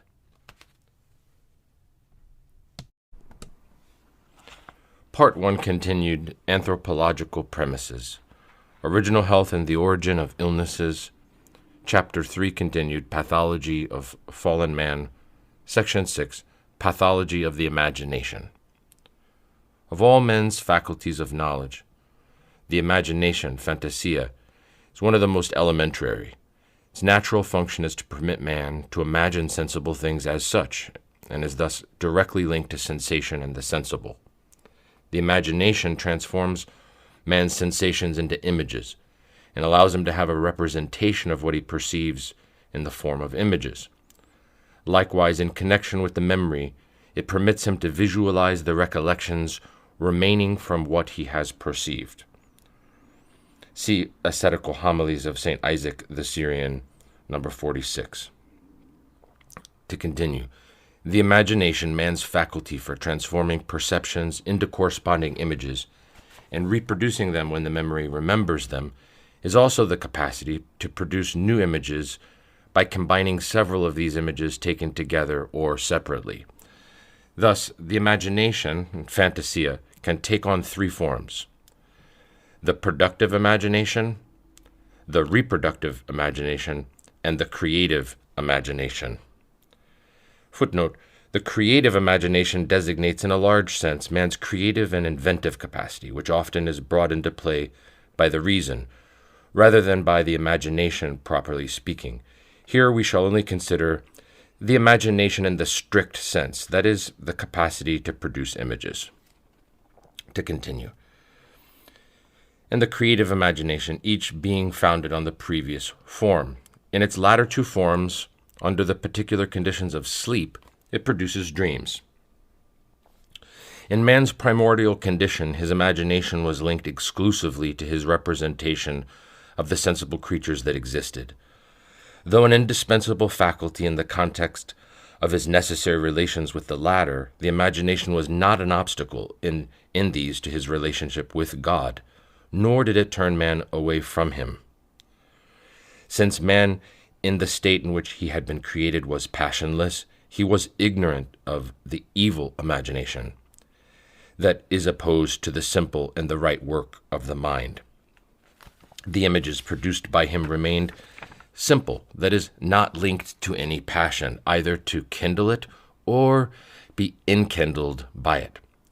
They thus could take their place in the framework of natural theoria, natural contemplation, remaining transparent to the logoi, or the spiritual reasons of beings, and to the divine energies immediately perceived and contemplated by Adam's mind in his representation of creatures. The images also aided him in praising God in his creation and to unite creation to him in accordance with his plan. Man, in his original state, thus had at his disposal a good imagination, and then turned to the good its movements to the extent that he made use of the images of creatures to raise himself and creation up to the Creator. From this good imagination came forth good dreams in his sleep. On the distinction between good dreams and bad dreams, see Diadochos of Photiki on the spiritual knowledge and discrimination. To continue. As man was passionless, these dreams were characterized by their purity, composed of simple images or combinations of images that bore witness to the health of his soul, as St. Maximus indicates. Quote, when the soul begins to feel well, the images during sleep then begin to seem to it simple and without confusion. End of quote. Within the scope of natural contemplation, these dreams moreover take on the form of visions. Stable, neatly constructed, and well-ordered groups of images, inspired by God and endowed with a definite spiritual meaning, and even during sleep, lifting man up to God by their symbolic character. Just as St. Maximus notes with regard to simple dreams, St. Diadochos of Photiki remarks that such visions bear witness to the soul's health. Quote, the dreams which appear to the soul through God's love are unerring criteria of its health. End of quote. Finding its place in the framework of natural contemplation, the imagination, however, had to be excluded from this within the scope of the direct knowledge of God. God transcending every being, and so every intellection and thought, and a fortiori every representation in the form of image or figure. It has been said, notes this scholar of Dionysius, or the Areopagite, that no imagination has grounds to stand before God, for God is simply once and for all higher than all and beyond all thought. Man's spiritual growth then implies going beyond this good imagination at the same time as going beyond the sensible world. The attitude of the first man as regards the imagination corresponded to what Saints Callistos and Ignatius Xanthopouli describe, evoking those who, renewed by Christ, have recovered mankind's original condition and march on the same path as did the first Adam, to the perfection that God destined for man when he created him. To quote from Century 65, those who have in time made progress reject every imagination, the good as well as the bad. They drive them away. As wax melts before the fire, they reduce the imaginations to ashes and consume them with pure prayer, by the mind's freeing and divesting of every figure. Whenceforth they simply strive toward God, and receiving him, and unite themselves to him in the unity beyond forms. End of quote. As we shall see more precisely in what follows, union with God in theoria and contemplation is only possible within pure prayer. This is to say that it presupposes, on one hand, dispassion, and on the other hand, the absence of every representation, whatever it be, of every thought, and above all, of every imagination, and relates not only to sensible and or human things, but also to God himself. At this level of contemplation, of theoria, the imagination also ceases to operate. Man is permanently and closely united to God, and his very mind is vigilant in sleep.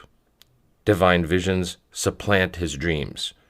St. Simeon the New Theologian writes, quote, he who is enlightened in the Holy Spirit sees in reality and in spirit, whether he be awake or asleep, these benefits that eye has not seen, that the ear has not heard, that have not entered the heart of man, and that even the angels desire to behold.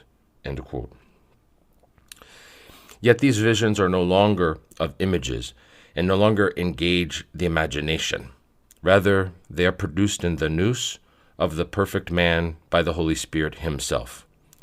That is why one must not call them dreams, but well and truly visions, theorias, and contemplations.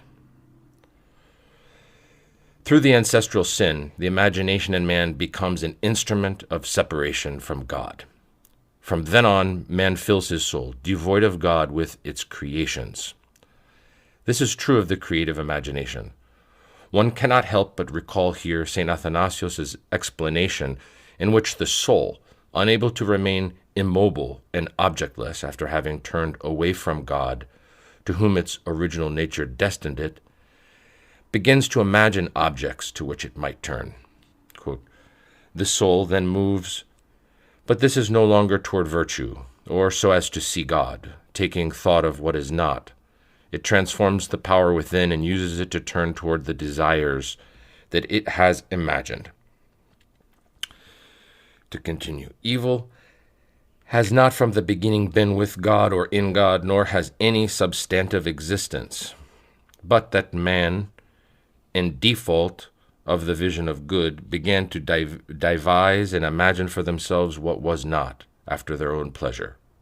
The soul of man, shutting fast its eyes, by which it can see God, has imagined evil for itself, and moving therein knows not that, thinking it is doing something, it is doing nothing. For it is imagining what is not, nor is it abiding in its original nature, but what the soul is evidently the product of its own disorder. For it was made to see God, and to be enlightened by him, but of its own accord, in God's stead, it has sought corruptible things and darkness. Thus it is that man, having become ignorant of the spiritual world, makes for himself a fantastical world through his intellect and imagination. He clings to this world, all the more so, since it corresponds to the sensual desires and passions that have developed in him. Fallen man thus finds himself an alien in an unreal world, and, quote, nothing in life appears as it is. Rather, life shows us some things in place of others, according to our deceived imaginations, mocking the hopes of their blessed onlookers and hiding itself under the illusion of appearances. End of quote. From St. Gregory of Nyssa on Virginity, Chapter 3. Dr. Larcher continues, but fallen man also clutters his mind, from which he has excluded God, with images of the sensible world that his imagination along with his memory present to him. Fallen man is passionately attached to the sensible world, but a sensible world closed in on itself and no longer revealing to him anything of his Creator. He allows himself to be taken over completely by it. The images that he has of the sensible world in his perception or his recollections are no longer how they were in the original Adam, transparent to the divine energies. They no longer remind him of God, nor do they raise him up any more to God. They are completely opaque. Man, alienated to objects reduced to their sensible dimension, possesses a mind ceaselessly inhabited or transversed by the mass of thoughts and images of these objects. This happens not only while awake, but also in sleep, where he is invaded by the dream images. Far from remaining a secondary faculty of knowledge according to its nature, the imagination, along with the memory, which itself is perverted, dominates the mind, dragging it behind it itself and alienating it. Since then, the mind, quote, roams from phantom to phantom, each one dissolving itself into the other. From John the Solitary's Dialogue. The imagination also takes possession of the soul, permeating it in a myriad of ways. Saints Callistos and Ignatius Xanthopouli in the Philokalia write, quote, this is why the Divine Fathers speak about it and against it, that is, the imagination, in so many ways. Like the Daedalus of myth, this imagination has numerous forms, and like the Hydra, many heads. Through it traverse and pass the loathsome murderers. who come to unite themselves and mix with the soul. They turn it into a hornet's hive, a resting place for futile and passionate thoughts. End of quote. In that way, not only does the imagination, quote, oppose pure prayer with all its power, but also leaves no room in the soul for the thought and remembrance of God, which normally ought to occupy it. St. Bartholomew compares the soul in its normal state, that is, when it is completely occupied with the remembrance of God, to an already painted picture in which no room is left for any other form, figure, or image. In man's fallen state, however, the opposite occurs. The picture is entirely filled with the figures and forms imposed by the imagination, leaving no free space remaining for the thought of God.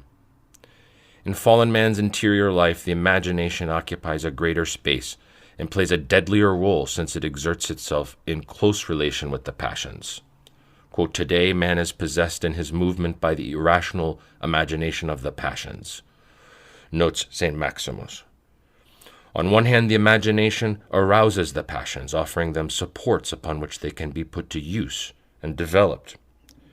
On the other hand, especially, the passions incite the imagination's activity and output. Being nourished mainly by the imagination, they bring the latter to beget images, both new and old, that suit them and provide them the pleasure they seek. St. Maximus observes, quote, from his 4 centuries on charity, just as the mind of a hungry man imagines bread, and that of a thirsty man water, just as the mind of the glutton imagines all sorts of food, the mind of him who loves pleasure imagines womanly forms. The mind of the vain man imagines the honors that come from man. The mind of him who holds a grudge imagines how to take vengeance on his offender. The mind of the jealous man imagines how to do evil to him who he envies. And thus with all the other passions. End of quote. This happens while awake, but also in sleep. The same thing applies to unhealthy dreams as to bodily illnesses, which are not contracted at the moment when they seem to be born, but well in advance, observed St. John Cassianos. They are the sign of an evil that smolders internally, which the rest of sleep brings to the surface, revealing the hidden fever of the passions that we have contracted in our reveling throughout the day in unhealthy thoughts. Ascetics have always known that dreams are formed by the imagination by function of the dispositions of the body and the soul, and in the latter case as collections of residual memories most often linked to the business and preoccupations of the preceding state of wakefulness, or as a means to satisfy the lusts of the desirative power, or as a response relative to the irascible power of anger, to his anger or his fear in nightmares be the matter. Thus St. Simeon the New Theologian notes that, quote, that which occupies the soul and enters into it in wakefulness also keeps hold of its imagination and thought during sleep. St. Nicetas Stathatos observes that, quote, the imaginings of the mind correspond to the disposition of the inner man and his worries in dreams. And St. Maximus specifies, quote, when desire grows strong, the intellect in sleep imagine things that give sensual pleasure, and when the insensitive grows strong, it imagines things that cause fear. St. Simeon the New Theologian writes similarly, quote, when the desirative part of the soul is pushed toward the passions, the embraces, the sensual delights, and pleasures of life, the soul perceives the same things in its dreams. If the irascible causes it to be wroth with its fellows, it dreams only of eruptions of wild beasts, battles of serpents, and argues with his adversaries as before the court. If it be the rational part that is exalted by vanity or by pride, the soul imagines itself having wings and flying in the air, enthroned on a high seat and marching at the head of the people before an entourage of carriages, and so forth. End quote. St. Nicetas further details this description of the relationship of dreams to the various passions. Quote, if one keeps the soul in the love of matter and pleasure, one seeks in the imagination after the possession of things, comfort and money, the forms of women, passionate embraces. One soils the tunic and sullies the flesh. If one has a greedy and avaricious soul, gold is seen everywhere. One demands it, one abuses interest, one receives it in treasuries. But compassion is lacking and one is condemned. If one has an angry and jealous soul, wild beasts and venomous serpents pursue one. One falls prey to fright and fear. If one has a soul inflated by vainglory, one regards oneself as acclaimed, surrounded by people. One imagines thrones of power and authority.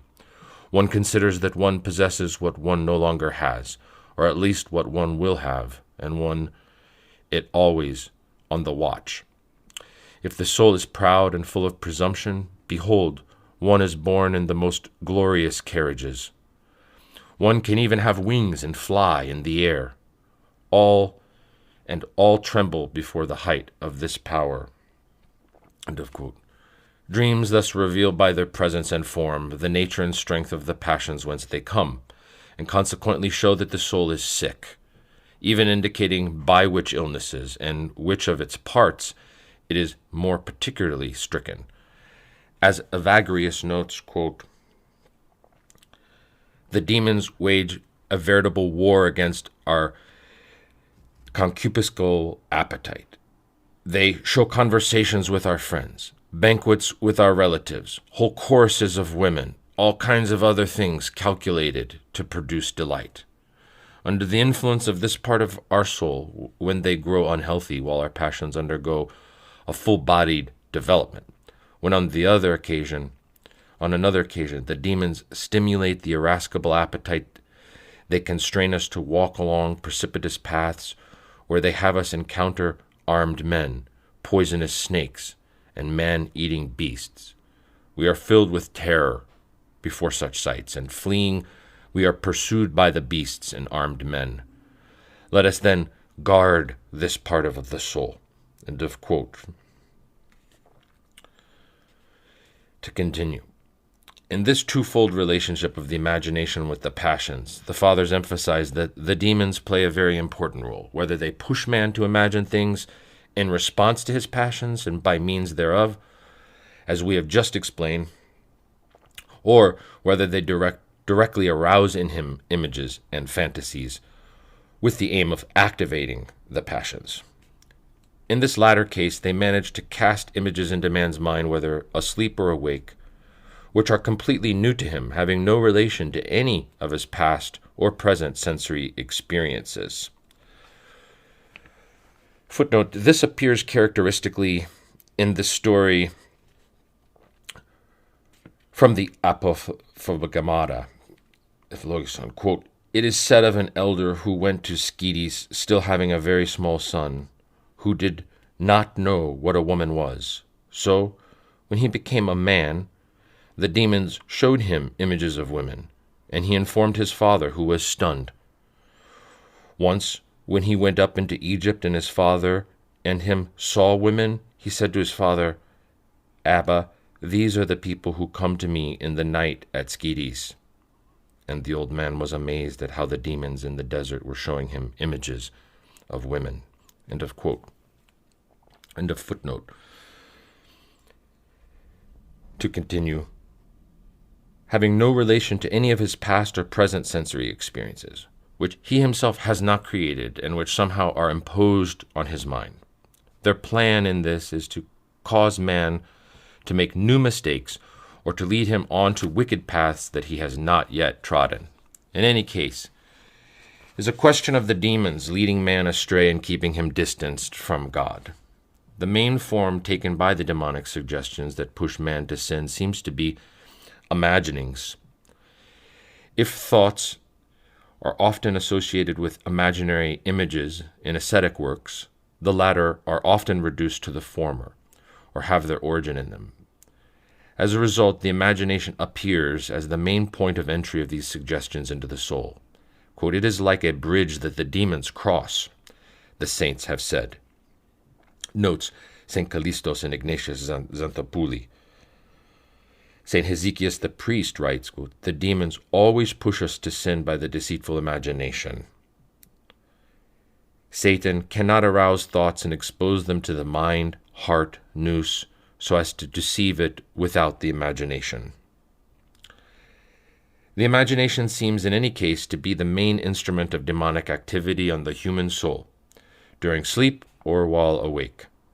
Through it, the demons harass man, seeking not only, as we have seen, to drive him to sin and to awaken or stir up his passions, but also to trouble him in various ways, to arouse in him, in particular, sorrow and anxiety, to deceive him, to lead him astray in diverse illusions, and to even enslave him.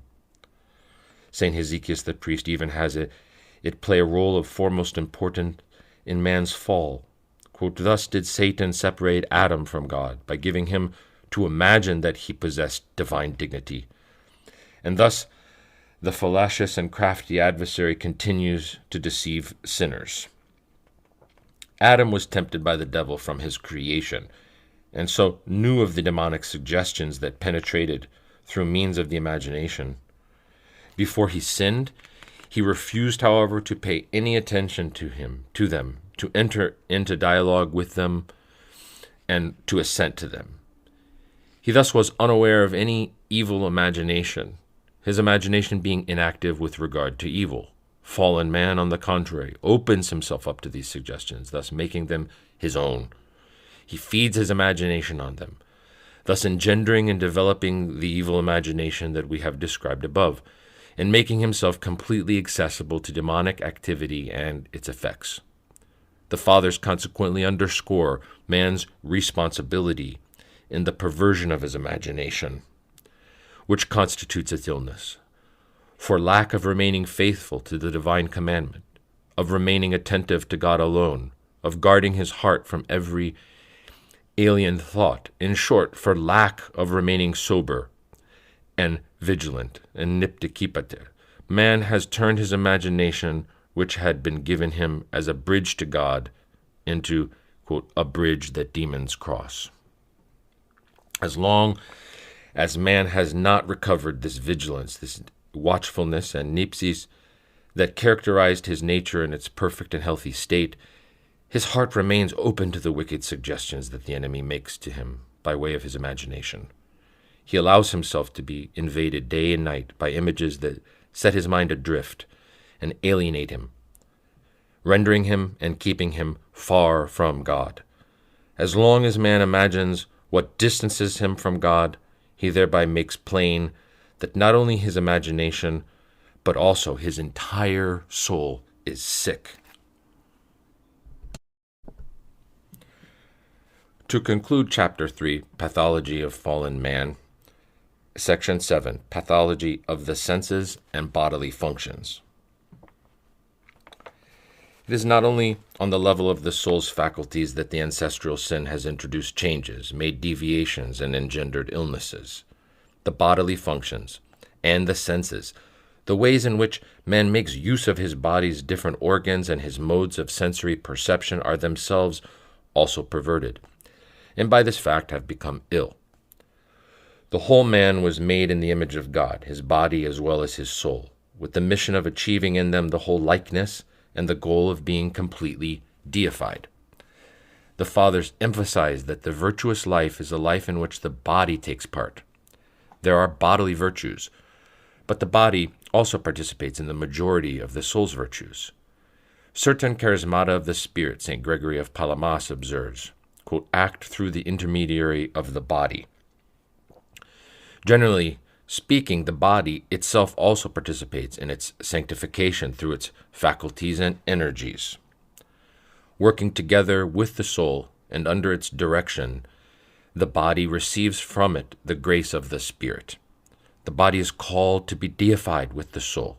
St. Macarius writes, quote, "Just as God created the heavens and the earth so that man might live there, he thus created man's body and soul so that they might have their own abode, so that he might live and rest in the body, as in his own home, having the beloved soul as a wife full of beauty." End of quote.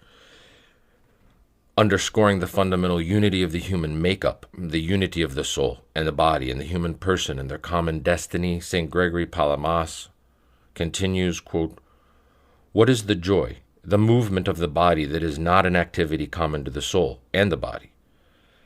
There do exist blessed passions, common activities which do not nail down the spirit to the flesh, but which draw the flesh to a dignity close to that of the spirit, obliging it also to turn to what is higher. What are these? They are the spiritual activities that do not proceed from the body into the intellect, but descend from the nous into the body, in order to transform it for the better and to deify it by these actions and passions. In spiritual men, the grace of the Spirit is transmitted by way of the soul to the body, and gives even to the body the experience of divine things, permitting it to feel the same passion as the soul that possesses divine experience. Since the soul feels the passion of divine things, it possesses without a doubt a passionate part, divine and worthy of praise. When it pursues this blessed activity, it also deifies the body.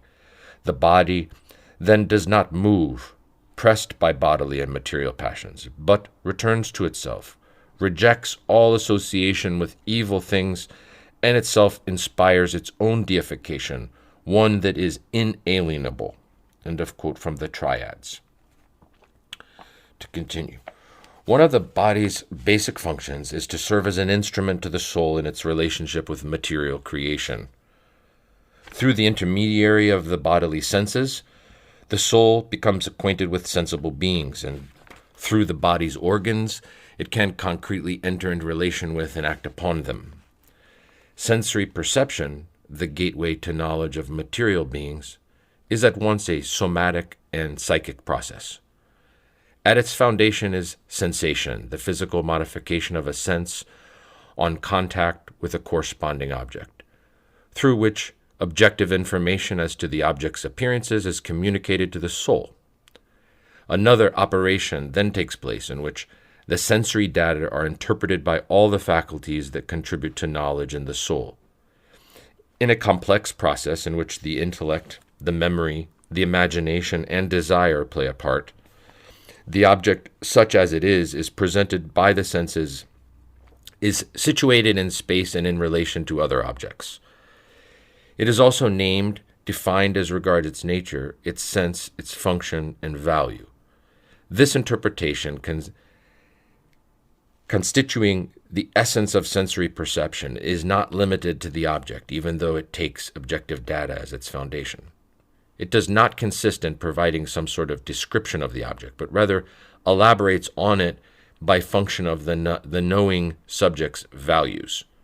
More precisely, perception proceeds more from the latter than from the object itself. Thus, St. John Chrysostom writes, quote, "Our judgments are not formed according to the nature of the things that assail us, but according to the soul's sentiment that beholds them through the eyes." End of quote. The form of sensory perception henceforth seems to be inevitably relative to the spiritual level of the perceiving subject, and dependent upon the state of all the faculties that intervene in the interpretive process we've described. This form, especially, is in general a function of what the subject knows, understands, desires, imagines, and remembers, etc. In man's original state, all the faculties were oriented toward God. Through them, Adam perceived in God all the beings of creation. He recognized through his mind, in perceiving each of them, their spiritual reasons. His sensory perception was thus subordinated to natural contemplation, or natural theoria. In this way, he made a normal, healthy use of all the faculties taking part in sensory perception, and first of all, his senses, in conformity with their natural end goal. He thereby also kept his soul pure, as St. Maximus indicates, assigning the same task to the man renewed in Christ. Quote, "One keeps his soul undefiled for the love according to God, if one instructs his senses to perceive in all piety the visible world and all things contained in it, in order that they might transmit to the soul the greatness of their spiritual reasons, their logi, that are at the heart of things. St. Nicetas Stathatos writes, from the same perspective, quote, when the mind attains to supernatural things, the senses remain according to nature. They are opened to the causes outside of all passion. They only seek their reasons and their natures.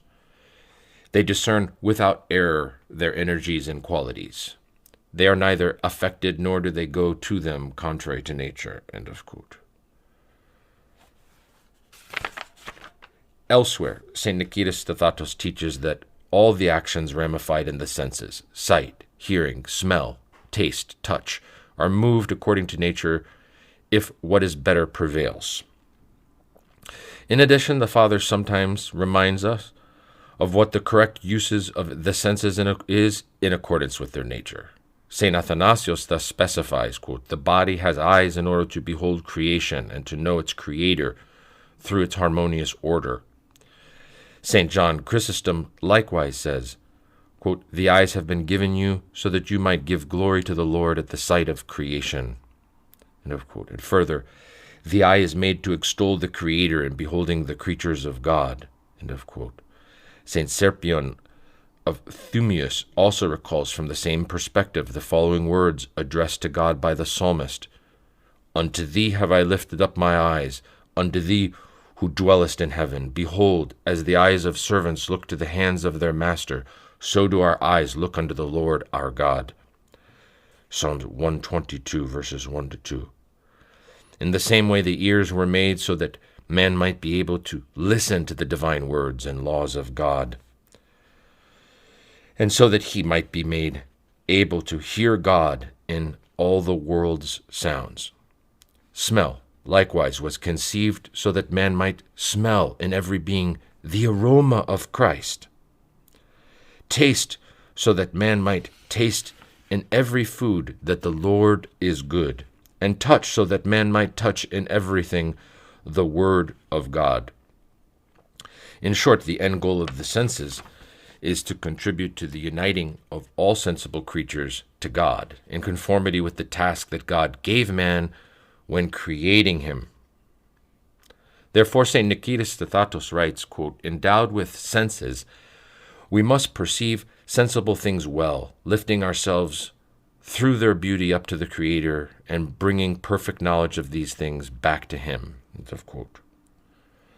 Adam, using his senses while subordinating them to his mind that contemplated the spiritual reasons of beings, had an objective perception of these latter, knowing them in their true nature and discerning their energies and qualities without error, as St. Nicetas Stathatos says.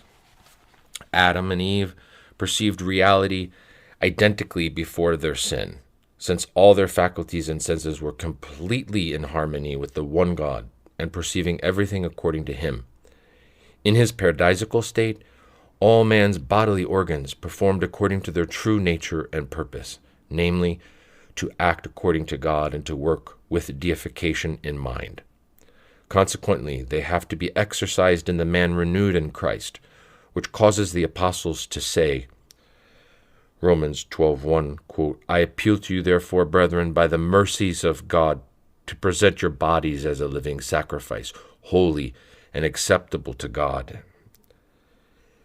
In the human being, such as God wished him to be, the hands have the function of accomplishing in God the necessary activities, of serving the divine will, of acting for justice, and in particular of striving toward him in prayer. In the same way, the feet have the function of permitting man to go to serve God and accomplish good. As for the tongue, its purpose is to proffer words of truth and constantly to hymn the Creator's glory. Every bodily organ acts normally and healthily when it is exercised in God and moves for God, the heart in serving as the center of prayer and in beating for God in supplication, the lungs in providing the rhythm, etc. In short, the body is spiritually healthy when it strives toward God in all its activities, thus becoming the temple of the Holy Spirit, when its senses are in good order, and when all its organs are means to leading a virtuous life, paths of contemplation and instruments of union with God. Through sin, this order is turned upside down. Man, turning entirely away from God, turns his senses and bodily organs away from their natural and normal end goal in order to turn them contranaturally toward the sensible world. Thus perverted and lost, they become ill. On the levels of both his body and soul, man is alienated within a fallen nature contrary to his true and fundamental nature.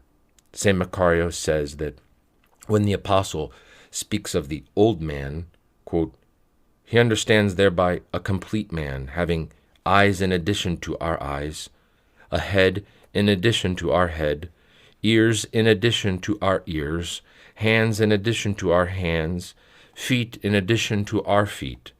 For it is the entire man, body, and soul, whom the devil has sullied and overthrown. He has dressed man in the old man, who does not submit to the law of God, in such a way that man no longer sees what he wants, but sees and hears in a perverse way. His feet hasten to do evil, his hands commit iniquity, and his heart holds wicked plans. End of quote. From Macarius' homilies. To continue. In place of providing the mind the material for its natural contemplation of visible creatures, the senses provide it with pretexts for a multitude of vain and material thoughts. Instead of being subordinate to the nous and contributing to its elevation to God, they draw it away and lower it to the sensible world, considering in itself, alienating the intellect, the heart, the mind, the nous, and subjugating it to the world. Consequently, the senses block its access to spiritual realities. This is the meaning of what St. Isaac the Syrian speaks of as the illness of sensations. Ascetical Homily number 1. Instead of serving God and fulfilling his will, fallen man's senses and bodily organs enter into the service of his carnal desires, serving him in accomplishing sin and supporting his passions. Above all, man uses them to obtain the sensual delight he seeks. As a result, the eyes are used in a perverted way so as to provide his lust with sensible objects and to delight in them through the eyes. He also uses his ears in a perverted way to listen to wicked words and to take pleasure in them, to pay attention to vain words and to distract his mind in them. Taste enters the service of the passion of gluttony. Smell is turned aside to the variety of erotic perfumes. See Athanasius against the pagans. And touch serves as the organ of manifold passions. Turned away from God, the cognitive faculty ceased to interpret sensible data according to the Spirit. Fallen man no longer has an objective, just perception of beings, one that conforms to their very reality and adequate to what they truly are, since he no longer perceives in beings the divine energies that define their authentic nature. Almost everything we see other than it is, observes St. Ambrosi. Man perceives beings in function of his sensual desires. He situates and orders them, gives them meaning and value, in function of these passions. From then on, perception becomes subjective and variable, in that it no longer is in accord with the very reality of the objects on which it focuses. Rather, it constitutes a projection of each person's fallen consciousness, changing according to the shape, distribution, and degree of their passionate desires. The fact that, despite these differences, all mankind can be considered roughly to perceive reality through their senses in more or less the same way signifies in no way that their perception is objective.